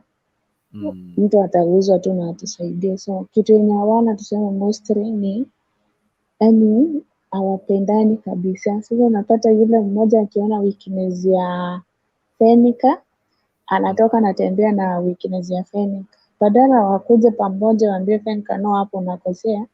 Hawana hiyo time, ako hapo tu yani kufanya Fenika sasa ataweke kabisa hiyo talent yake hawajani. So peaneni moyo na Mungu atawasaidia na mtazidi kubarikiwa na kwenda mbele. Haya, vizuri, asante sana. Sasa nitaweza kufika pale niweze kujirejelea mwenyewe, alafu nitarudia kwenu baadaye kwa wale ambao mnafuatilia pale. God bless you so much. Sasa niweze kuongea ili kwamba tuweze kumalizia kwa masuala haya ya talanta, ndipo tuende kwenye neno la Biblia, historia ya Biblia siku ya leo, ambao mnajua kama historia ya Biblia inakuwa nzuri ajabu. Talanta zipo na talanta zimekuwepo na talanta zitakuwepo katika taifa letu la Kenya. Ni kwamba kuna zile pesa za vijana hawapendi vijana sijui kwamba hawapendi talanta, lakini hizo pesa zipo. Lakini unajua reason to why yani ni kuuliza kwamba talanta zipo, ndio zipo, zimekuwepo, ndio zimekuwepo. Asa jibu ni lipi? Kwa sababu ya hawa ambao hawasaidiwi. Na jibu tutalipata wapi? Jibu lipo kwa sababu gani? Vijana wote wako na talanta. I know kwamba vijana wote wako na talanta, na ili kuwasaidia wasipotoke na masuala ya pale kukuwa na vitu zinaitwa namna gani, kuingia kwenye mihadarati, badala ya kwenda pale. By the way, talanta zimewasaidia sana. Ikiwa kwamba zimewasaidia, inabidi kwamba waweze kusaidiwa pia na serikali kwa njia moja au nyingine. And by the way, kuna hao the MPs ambao wanaulizia ama they are vying for that city ya UMP. Wanajaribu kutafuta kura pale manyumbani mkiwa pale. Inakuwa ni vizuri wakati wanapochangia pia, ili kuwachangia hawa vijana wetu waweze kuenda mbele. Mtu anakuja na kikombe, analeta kikombe watu washerekee. Unajua kwa hao vijana ambao hawajaoa wako sawa kidogo, lakini unajua ukioa, by the way, itakuwa namna gani? Na hata katika hii soka ambao unaicheza, kama mfano nitumia kwanza nianzie mpira, tuko na mipira, tuko na wachezaji wa mpira sana wengi wenye soka wengi sana. So inakuwa ni shida sana, tunashinda kwamba kutana namna gani, kwa sababu hao vijana pia wapewi muda wa kusonga mbele. Hawapewi muda wa kusonga mbele kwa sababu wao wanacheza tu mpira. Na unajua ukienda pale nyumbani hiyo bibi hajaona chakula kwa nyumba, inakuwa ni ngumu sana. And I'm talking about talents kwa sababu najua kwamba talanta hizi zimeaffect pia vijana wetu kwenye makanisa, kwenye nchi yetu, kwenye kaunti zetu na pale vijijini. Because ikiwa kwamba anaona kwamba hakuna masupport kabisa. Evelyn Bosibori anasema kwamba happy Sunday. Thank you so much my sister. Kuna wengine zaidi hapa naona kama wamezidi ku text in. Thank you so much. Yani unajua kuna wale watu ambao wanahitaji hizo talents zikuwe supported, at least wasonge mbele. So the MPs au the vying MPs ambao wanaleta vikombe pale, kuwa na product kwa vijana wenu. Ikiwa kama kuna product bana, hii kikombe ni kimoja, na hata kama kuna pesa ambazo wanapewa wakati mwisho wa mchezo, hii haisaidii sana. Kile ambacho kinasaidia ni kwamba maisha ya mbele. Unajua baada ya mchezo, baada ya kikombe hicho, baada ya kucheza huko kwa kimaliza, wanapata nini baadaye? Inakuwa ni shida sana kwenye familia zao. na inakuwa kwamba wanaanza unajua kuwa wanakuwa na broken marriages na nini na unapata kwamba hawa vijana wamedingisha kwa masuala ya ulevi, na hiyo si vizuri. Kwa hivyo inabidi kama tuwepo kama wewe ni serikali pale, by the way, yule kwenye county, kwa hizo pesa za vijana saidia tu vijana kuimarisha, kama ni clubs pale, kama kuna michezo pale, jaribu kutengenezea hata bank accounts mazee. Watu wakuwa na bank accounts wanakuwa na earn kila wakati, na pia products zingine kama kuku, wakuwe wanafuga kuku pale, at least mkiwaleta kuku kama 5, kuku 6, kuku 7 pale, mtu akiwa na kuku 7 pale anaanza kuwa na ile plan, nitawalisha namna gani jameni, sababu najua akikuda tizi anapata kwamba nishalisha kuku wangu kidogo kidogo, amekuwa na ng'ombe kidogo kidogo kama atapenda, lakini ikiwa atapenda kufuga hawa kuku, itakuwa ni rahisi kwake kupata hela zaidi. Kwa hivyo itakuwa sasa hanasonga. So hii inapea ile advice kwa wale ambao mtenda kuulizia kura next time, kuwa na plan kwa vijana jameni. Swala lingine ni kwamba ni mchezo tu wa mpira ambao uko na masuala ya talanta peke yake. No, when we talk about talent, don't kuhusu watu wote. Naongea kuhusu watu wote, by the way, pale njiani, pale manyumbani. Kuna watu wako na talanta pale manyumbani, ni wengi sana. Kuna waimbi pale nje na wana support kabisa. Unapata mtu anakuambia mimi najua kuimba, by the way. Na by the way, maswali ni gani? Yani ni yupi huyu anastahili kusupport huyu kijana, huyu mzee, ni yupi huyu anastahili kuwasupport hawa wote? Na jibu hapa linakuja kwamba makanisa yanastahili kuchangia pale. Kuna hizo charity groups zinastahili kuchangia pale kwa kusaidia kuinuka kwa talents za vijana. The second, kuna government pale, kuna politicians pale. Nimeshaongea kwa mambo ya politicians pale, wanastahili wasaidie sana.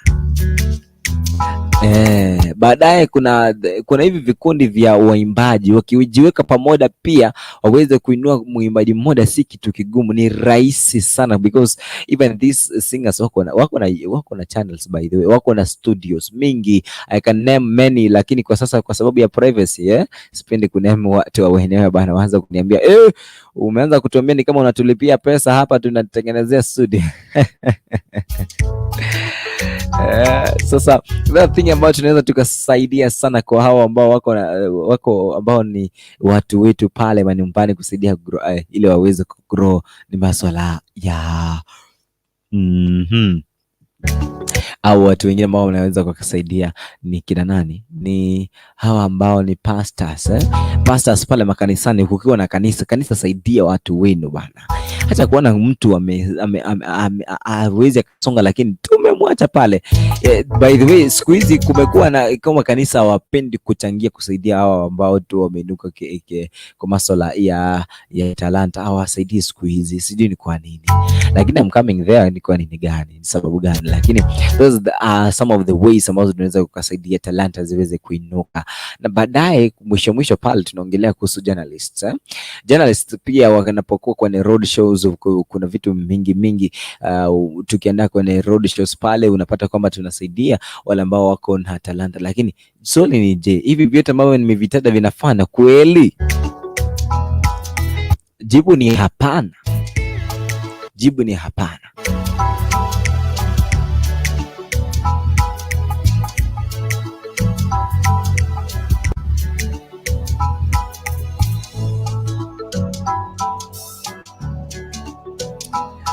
Na by the way, hiyo ndio inaongea kwa masuala yale ya Biblia, ambapo tunaongea about talents. Sasa hawa kwa sababu gani hawapendi kufanya? It's because of greed. Kila mtu anataka akue, yani kila kitu kikue ni chake, ili aweze kujulikana sana. Kukikuwa na platforms mingi, yeye haitwe hapa, haitwe Nairobi, because anajua kwamba mazee mimi ni peke yangu. Hiyo ndio inapata kwamba watu tuna talents. Talents zipo, lakini hakuna mtu wa kusaidia. Another thing ni kwamba it's envy, hautaki mtu akue, hautaki mtu akue.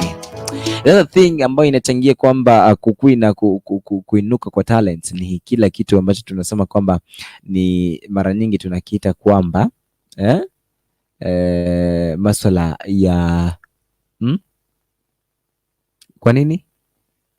Kwa sababu ya fame. Anaona kwamba huyu akikuja atainuka sana kunizidi, kwa sababu jina lake litatambulika sana kunizidi, basi hapa sidhani kama itanisaidia. Na hiyo imechangia sana kwa kutokuwa kwa talents katika nchi zetu. Yes, another thing is because of being selfish. Being selfish. Yaani tumekuwa selfish sana hadi hatutaki kupeana pesa zetu. Mtu uko na pesa wakati wote. Uko na pesa huo wakati wote, lakini uwezi ukasaidia mtoto ambaye ako na talanta, ambaye kwa kweli unaona kwamba huyu nikimsaidia anaweza kafaulu. Unasema huyu hapana.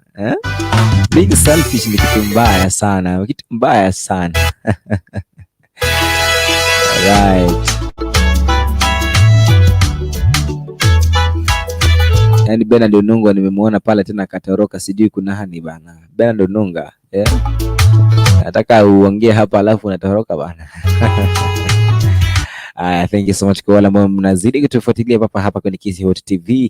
This is Papa Isaac Leonard. Nimemaliza kuchambua na kupeana solutions kwa mambo ya talanta pale.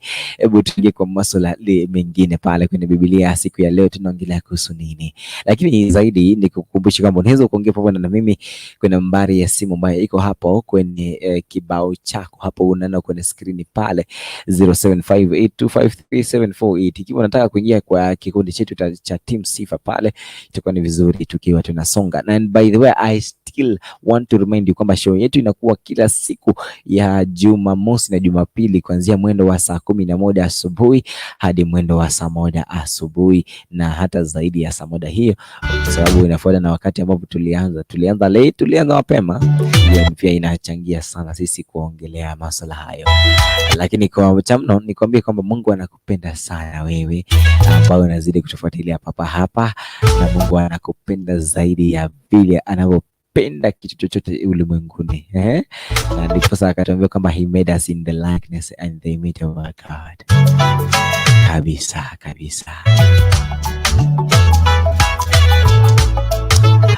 Zidi kufuatilia hapa kwenye Kisi Hot TV.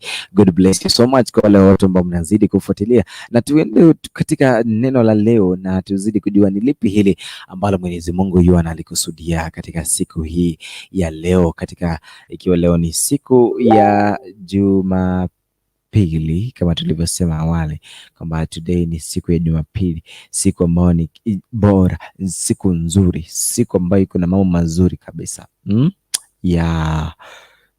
Kiko na mambo mazuri pale. Hebu tuingie tuangalie kwa neno la siku ya leo kuhusu na mambo ya Biblia pale.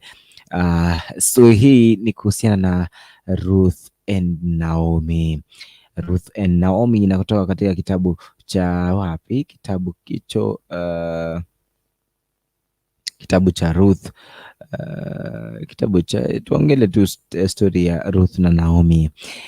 Tunaangalia kuhusu hii story. By the way, iwa inakuwa shared but for today nataka tuweze kuiongea kwa njia yetu ambayo ni tofauti kidogo.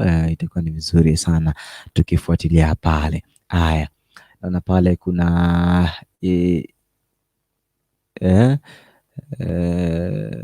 alright, naona pale Ibra San ananifuatilia pale. Haya, tuweze kuelewa pale. Haya, tuweze kuangalia pale inasema namna gani Ruth na Naomi. Swala hili la Ruth na Naomi liko hapa, and I want us to tuelewane kwamba in the Bible you will find a book called Ruth. Kwa hivyo haya yote tunatoa katika kitabu cha Ruth. Kitabu cha Ruth kinasema hivyo. So it's a story about a family that lived the time when the Israelites head judges. Ni familia ambayo ilikuwa inaishi wakati kulikuwa na judges kulikuwa na waamuzi katika nchi ya Israeli. So Ruth is a young woman from the land of Moab. She does not belong to God's nation of Israel, but when Ruth learns about the true God, that is Jehovah, she comes to love him very much. Naomi is an older woman who helped Ruth to learn about Jehovah. Kwa hivyo tunazidi kusoma kwamba Naomi is an Israelite woman. She and her husband and 2 sons moved to the land of Moab. They moved to the land of Moab pale. Okay, Fonika nasema kwamba ABC ba actress happy Sunday too. Yeah, that is a reply. Thank you so much. And then one day Naomi's husband died. Naomi's sons married to 2 Moabite girls named pale. Tulikuwa na Orpah na tulikuwa na Ruth ambao walikuwa wameleka na watoto wake Naomi. Sasa wakati huu wote walipokuwa wako pale ilikuwa ni nzuri, yes, but sasa kulikuwa na shida. Unauliza shida ilikuwa wapi? Shida iko hapa ingine. Tuangalie hapa, ni kwa sababu ya masuala tofauti pale. Ni kwa sababu watoto walikufa baadaye. So how sad Naomi was. Inaonyesha vile Naomi alivyokuwa na masuala yale kwenye Biblia. And by the way, Moab, that land. Hey, I want you to get that revelation kidogo. Moab, that land. Fuatilia nitakwambia. So how sad was this Naomi? So one day, siku moja Naomi anadecide sema kwamba mzee, nini wasichana wangu mabazenga wasichana wangu bana, si mtoke tu, naona kwamba nyinyi wachanga na mstahili kukua pamoja na mimi, afadhali mjitafutie mahali pa kukua. And you find that Ruth and Orpah want to stay with her. So anawaambia kwamba toka, toka kabisa, toka nini, enda tu. Kwa sasa sina haja na nini, mtaenda tu, mimi sina haja na nini. So wanapoambiwa watoke pale, kuna mtu ambaye yeye anakataa. Naomi kisses the girls goodbye, to say a goodbye. At that time they start to cry. Wataanza kulia kwa sababu watamisiana, they'll miss each other and all that. So Naomi answers, you go back, my daughters. It will be better for you at home. So Orpah yeye anaanza mwendo, but Ruth does not go. Kwa sababu gani Ruth hataki kuenda? So Naomi turns to her and says, Orpah has left. You to go home with her. But Ruth answers, angalia, yani Naomi anamwambia kwamba angalia, Orpah ameenda pale, wewe umebaki hapa, unangoja nini? Naomba tu uende. Lakini Naomi turns to her, anamwambia uende, lakini Ruth anamwambia kwamba don't try to make me leave you, let me be with you. Where you go I will go, where you live I will live. Your people will be my people and your God will be my God. Where you die I will die, and that is where I will be buried. Oh my goodness, hii ni imani kubwa sana. Sasa hapa I want us to understand. So when Ruth says this, Naomi doesn't try anymore to make her go home, because she is convinced kwamba huyu binti ni binti mzuri. Ni binti mzuri ajabu. So nitakuwa na yeye wakati huu, kama ameniambia niweze kukua na yeye, nitakuwa namna gani? Si nikuwe na yeye dameni? Si nikuwe na yeye dameni?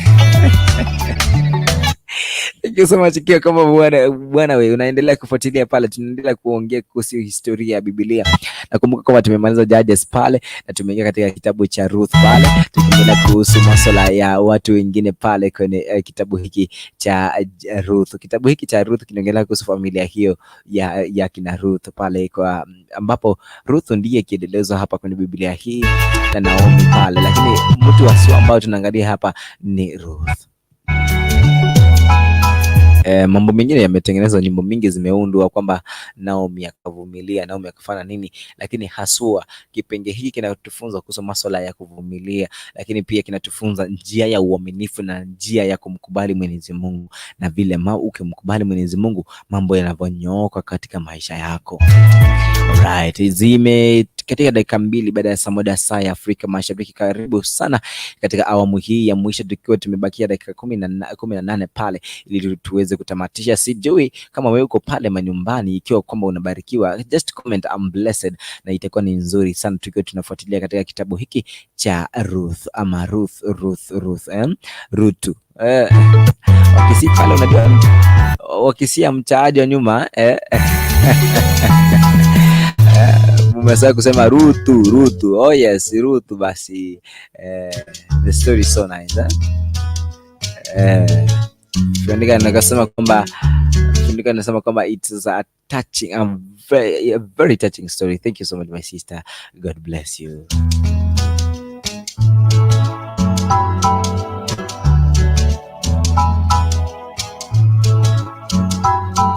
Now tunaangalia kwenda mbele kwamba finally the two women of go to Israel are here, they settle to live. Ruth right away begins working in the fields because it is the time for gathering in the barley. A man named Boaz lets her gather barley in his fields. So do you know what the mother of Boaz was? She was Rahab of the yani, ikiwa kama umekuwa ukifuatilia hapa, unakumbuka yule binti ambaye alikuwa yule binti ambaye aliomba kwamba familia yake iweze kuokolewa? Unakumbuka yule binti?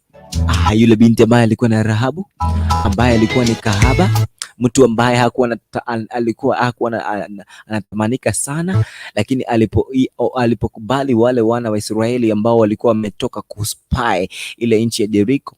Unakumbuka wale watu? Hao ndio watu tunaoongelea siku ya leo. Hao ndio tunaoongelea. Na Rahab alikuwa ni mama ya Boaz. Sasa angalia, Rahab kutoka pale chini.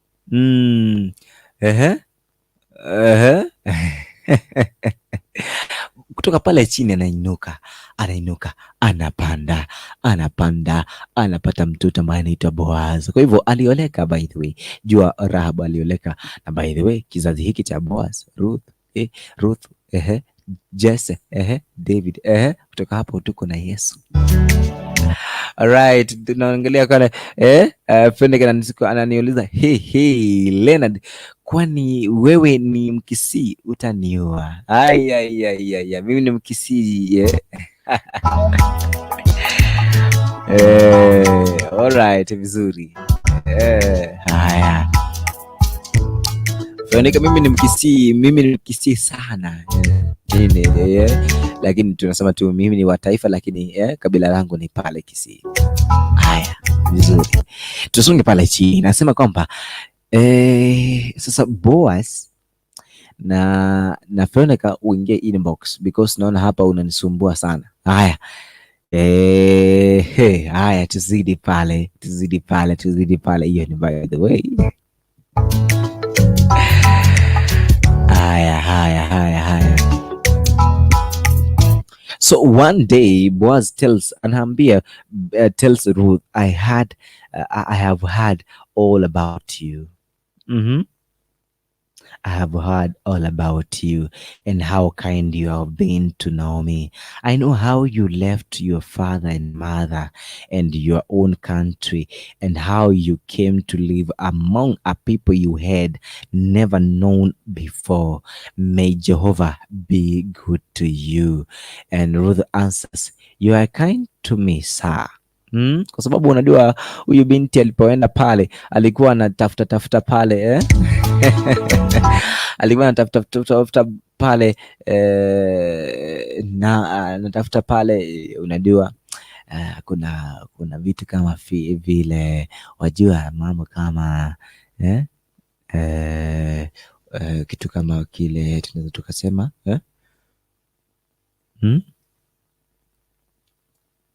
ni kama tu wakati yani wacha nitumie kile kikisi so that nitakuja kwa Kiswahili ili kwamba watu waelewe. Yani dia bantu ba kurogo samura morogoto dia bantu ali bakuligi na boya lenge buna Ruth akaligiri morogoto ucha kana ligiri morogoto ye wendo baro sibaria that is the way. Yani kuna wakati ambapo watu wanafanya uvunaji na kuna wale watoto ambao wanapita pale kwa lile shamba. That is what I've been sharing. Watu wanapita kwa lile shamba wanasema kwamba that way yani kabisa. So the moment pale kuna hiyo yote kuna hiyo yote pale unapata kwamba wanapokuwa pale inakuwa ni nzuri kabisa. So unapata wakati kuna hayo yote yanapokuwa pale mambo mengi yanakuwepo. Yani kuna ile heshima ambayo unakuwa nayo kwa mtu ambaye unaenda pale kwa shamba lake kutafuta nini, yale mahindi ambayo kwa kweli yeye ashamaliza kuvuna, lakini wewe umeingia pale, lakini ndio ile shamba lake bado, lakini bado utamuaddress kama saa. So hapa dada yetu Ruth kwa Biblia yeye ana-address boss saa. Ana-address boss saa. Fenika, mimi si mkama baba, mimi si mkama, mimi ni mkisio hapa kwenyu. Thank you so much kwa kufuatilia na kujua kama mimi mkama ama ni mkisi, but anyway we are Kenyans. Kabisa. Sasa sijui nini. Haya, tufuatilie bado tufuatilie pale, na anamwambia kwamba Boaz likes Ruth very much and it's not very long before they get married, and happy this makes Naomi, but Naomi is even happier when Ruth and Boaz have their first son named Obed. Later becomes the grandfather to David, about whom we learn a lot on later. Tutaongea kuhusu swala hili baadaye kuhusu na masuala haya ya Biblia hii na vile kulikozidi kutamba kwenda mbele na vile mambo yaliposonga kwenda mbele. And this is when we get to find kwamba, and I want to tell you kwamba Moab, which country? Moab inamaanisha nini? Moab inamaanisha nini? I want to get pale ndio ujue kwamba Moab was Moab inamaanisha nini? Yani I want you, yani uweze kujua kabisa.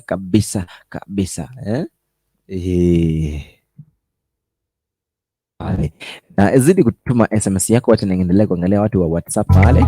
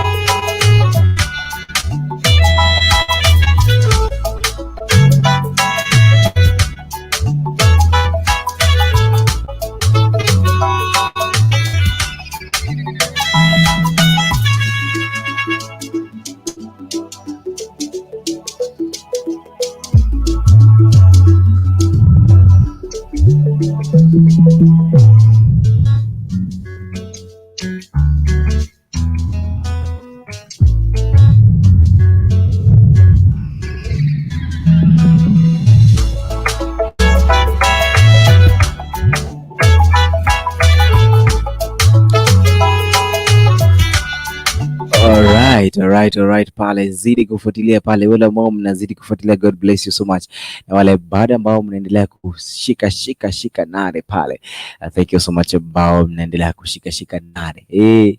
Haya, and do you know what Moab means and who Moab who the Moab are? Sasa hapa nataka nikufunze who these Moab people are. Yeah, I want to tell you kwamba that place called Moab.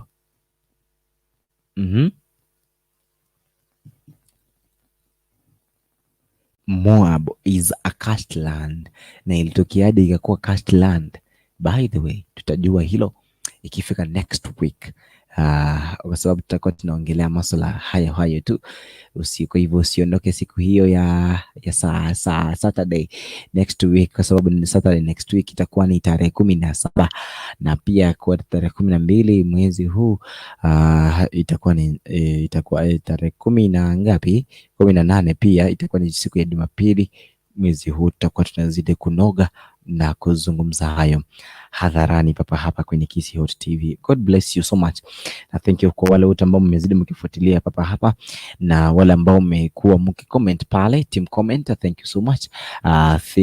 Ile team Facebook, thank you so much. Team WhatsApp pale, thank you so much kwa kuzidi kuchangia, na God bless you so much. And by the way, I want to tell you kwamba nataka kuambia kwamba today being your day, I want to tell you kwamba Mungu anajua sababu ya wewe kuwepo. And licha ya kwamba wewe unatoka kwa familia ambayo maybe kuna laana kwa hiyo familia, kuna kila kitu ambacho kimewafunika, when you get closer to God, when you get closer to God, you get to find who God is. Unakuja unapata huyu Mungu wetu ni nani katika maisha yako. So it's better you get closer to God, because the Bible is telling us that truly, yani Ruth alioleka kutoka kwa nchi mbaya, but alikubali kufunzwa mafunzo na Naomi, and that is why she accepted to be next to her mother, and that is why the reason to alikubali awe karibu na mama yake, the mother-in-law, kwa sababu Biblia inatuambia kwamba utaacha ndugu yako, kaka yako, wazazi wako, tena kwa familia ambayo utakuwa unaita baba, ambaye si baba yako halisi, ni baba kwa sababu ni baba ya mume wako, ni baba ya binti ambayo umeoa kutoka kwao. Yani ni hivyo tu, yani ni hayo tu masuala ambayo unastahili kuiangalia kila kukicha, kila siku unapoamka, unapolala. And you should understand that quality of life, lazima utatoka kwa nyumba yenu, lazima utaita watu ambao si baba yako baba, lazima utaita yule ambao si mama yako mama.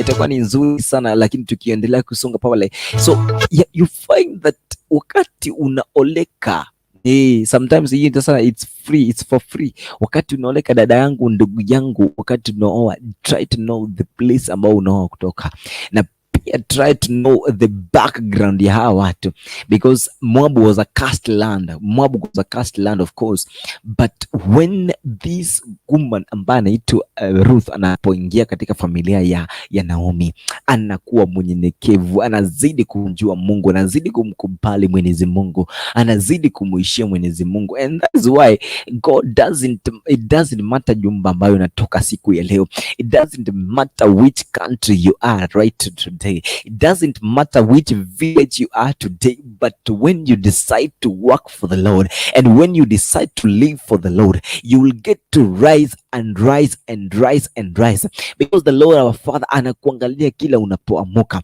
And I'm telling you, you're going to remain the same today. You're going to remain the same today. Your life is going to move from that place ambayo hupo siku ya leo. Utasonga kutoka pala ulipo leo, usonge kwenda mbele in the name of Jesus, because hautabaki ulivyo, because when you have accepted Jehovah God, he will have to make you be among the favored.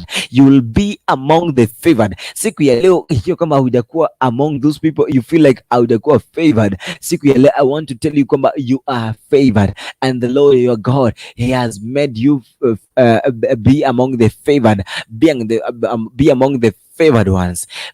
Ben Barongo pale anasema kwamba it's okay, anapenda vile video yetu ambayo iko pale Facebook. Thank you so much kwa kufuatilia. God bless you so much. So we are yani try to know who God is. Try to know who God is. By the way, when you love your God, when you live by your God, He will have to ensure that you are a favored person. Si Rahab alipokuwa pale alikuwa favored. Sasa angalia, amepata mtoto anaitwa Boaz. Boaz pia anapata yule binti ambaye pia ako favored.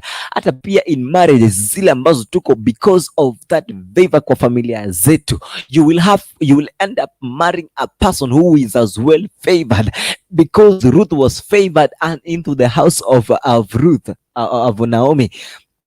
And now she accepts to live in a godly way. She accepts to live by God's commands. Na hapa akifuata commands za Mwenyezi Mungu, anapoishi pale, anaposonga mbele, anapata hatua na kibali mbele za Mwenyezi Mungu. And that is why they get to find kwamba wanapata mtoto ambaye anaitwa Obed. Obed anapozaliwa anakuwa baba wa Jesse. Jesse anapokuwa pale anazaa mtoto ambaye anaitwa Daudi. Daudi anapozaa Solomon. Pale kuendelea mbele tutapata kikundi kile ambapo kutapatikana ile nyumba ya Yesu, nyumba ambayo Yesu amezaliwa pale. And you find that Jehovah God does not leave you alone. And I want to tell you this morning and these very times, zikiwa zimekatika dakika 18 baada ya saa moja asubuhi, katika siku ya leo, kwamba tukiwa tumeshare this message, you going to remain the same, because your God is going to lift you. You are going to be a favored person. Utakuwa favored among the favored in the name of Jesus. I'm telling you, you're going to remain the same, because the Lord your God is going to uplift you. Ataenda kukuinua katika jina la Yesu Kristo. Hautabaki ulivyo, hautabaki ulivyo siku ya leo, kwa sababu Mungu Mwenyezi atakuinua. Kizazi chako kitabarikiwa kama kizazi cha Ruth. Kizazi chako kitabarikiwa kama kizazi cha Rahab. Rahab alikuwa ni kahaba, alikuwa ni mtu ambaye alikuwa ameharibika, lakini kwa sababu alimkubali Mwenyezi Mungu, hasa ona yeye akapata kibali cha kupata mtoto ambaye ni Boazi.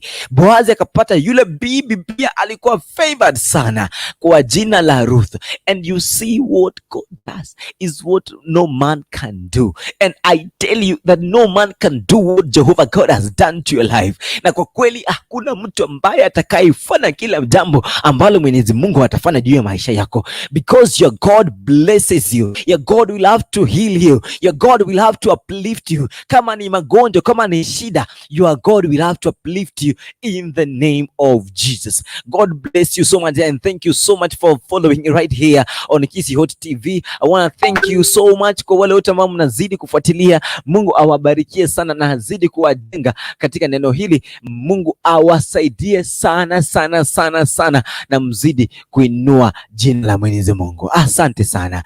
Na kama wewe hujampokea Mwenyezi Mungu, omba nyuma yangu, sema: Bwana Yesu, nimekuja mbele zako, naomba msamaha wa dhambi. Nimejua kwamba bila favor kwa maisha yangu siwezi fikia hatima yangu, na hata siwezi fika hatima ya maisha yangu. Naomba Bwana unisamehe dhambi zangu, uliondoe jina langu kutoka kitabu cha mauti, uniandike jina langu katika kitabu cha uzima. Nipe Roho wako Mtakatifu aweze kunielekeza katika maisha yangu, na niweze kuishi ndani yako milele na milele. Na wewe hata uishi ndani yangu na uweze kunipa ushauri, kwa sababu wewe ndio unapeana ushauri na nasaha. Leo nimeokoka na nimekukubali wewe kwa kinywa changu na kwa moyo wangu. Nipe neno lako liwe ndani yangu, na Roho wako aweze kunielekeza kuwa mwalimu wangu kila siku, katika jina la Yesu nimeomba, amen. Mara nyingi naomba haraka haraka ili kwamba uweze kufuatilia kwa haraka, na Mungu akubarikie sana. Amen. Be blessed so far and thank you so much. Fionika, can you pray for us tukimalizia pale? Wacha nikutumie link pale. Ikiwa utaingia pale itakuwa ni vizuri tuweze kuombewa na Fionika, itakuwa ni vizuri. Fionika, nimeweza kuchagua pale, na let down by the way. Nimekuwa link iko pale, ingia nayo uweze kutuombea as we get to thank our God. Thank you so much for those people ambao mmeweza kufuatilia pale. Nikiendelea kungoja Fionika aweze kuingia hapa. Thank you so much kwa wale wote ambao mmeweza kufuatilia tangia tulipoanza hivi sasa. God bless you so much. I'm telling you, you will be favored if you really accept the teachings of Jehovah, kwa sababu hata Ruth accept the teachings of Jehovah. Tupatane pale manyumbani ikiwa wewe uko within Nyanza province. Thank you so much for being in this service and may God bless you so much, because you know auendi kanisani, I know that lakini cha mno ni kama uzidi kumuinua Mwenyezi Mungu ukiwa pale wa nyumbani, na zaidi ya yote moyo wako umkubali Mwenyezi Mungu. Asante sana. God bless you so much, so much, so much, so much, eh?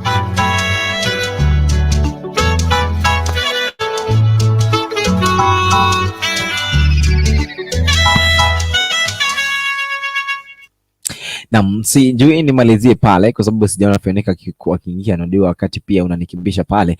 Ninakuwa ni vizuri kwamba tuweze kuingia kwa wakati ambao unafaa, tukiondoka wakati unafaa ni vizuri.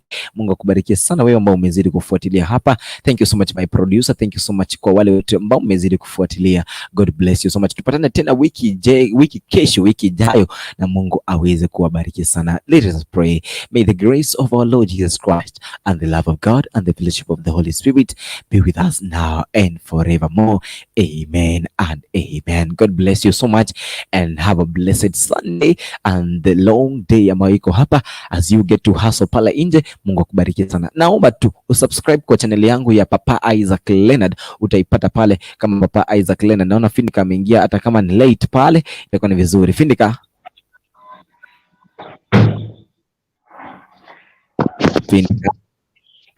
Yes. Yeah, tuombe, tuweke kwa maombi, tuweke kwa baba yetu. Okay. Na tuamini tuombe. Ni ya kufunga ama? Ya kufunga. Unakuta namaliza kazi.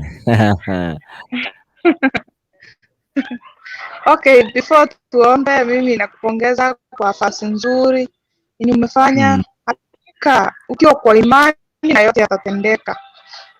Kabisa. So, move fast. Then hicho kitabu kinatufundisha ya kwamba tujifunze kuvumilia na tujifunze kuwa na imani. Because kama imani ya Naomi angekuwa mahali alikaa. So, and let us wacha tujifunze kukaa closer to each other. I'm happy the way Ruth was closer to her mother-in-law. Yes. Because baki tu na yeye maisha yake. Okay. Na Mungu atubariki. Kabisa kabisa. Asante baba yetu. Tupeleka tu kwa maombi kama wewe. Natuombe Baba wetu Yesu Kristo, na mbele zako ni asubuhi njema. Mfano tumtukabidhi mkono wako. Asante kwa ajili ya pamoja nasi. Mungu tuache mfalme hadi sasa hivi tumefika tamati. Yesu mwana wa Mungu, nakuomba mahali hapa. Yesu mwana wa Mungu, ulipo pamoja nasi. Tumejifunza mengi mfalme, tumeongea mengi. Yale tulio kwa sababu mfalme mmoja, tunaomba uweze kutusamehea kwa sababu sisi ni wenye dhambi. Mfalme wa ajabu, tupokee jinsi tulivyo ili tuweze kufa mbele zako. Mfalme wa ajabu, hii siku yote tumekabidhi mkononi mwako, uko pamoja nasi. Yesu mwana wa Mungu, utulinde imani yetu. Baba, walio wagonjwa hospitalini watembelee kwa siku ya leo. Baba, tunaomba uwe pamoja nasi hadi tutakapokutana siku nyingine, mfalme, tukutane pamoja nao. Na nikatetea tunaomba tunakiamini. Amen. Amen. Thank you Fenika. Have a blessed Sunday. Na tunakuwa pale kazini. Zidi kumtumania Mwenyezi Mungu siku zako zote. Amen. Thank you very much. Amen. Bye. From here we say goodbye to everyone. Bye. Yuko anatutazama pale na kuambia na kuaga nikikwambia kwamba tumaini lako litie katika Kristo, kwa sababu yeye, tukiangalia pale Kalvari yale ambayo alifanya kwa sababu ya mimi na wewe ni ajabu. So lazima tumtumainie yeye kila wakati, because he is our God and we should have to manifest and say that Jehovah God, you are our healer. Goodbye, goodbye, goodbye, good people. God bless you.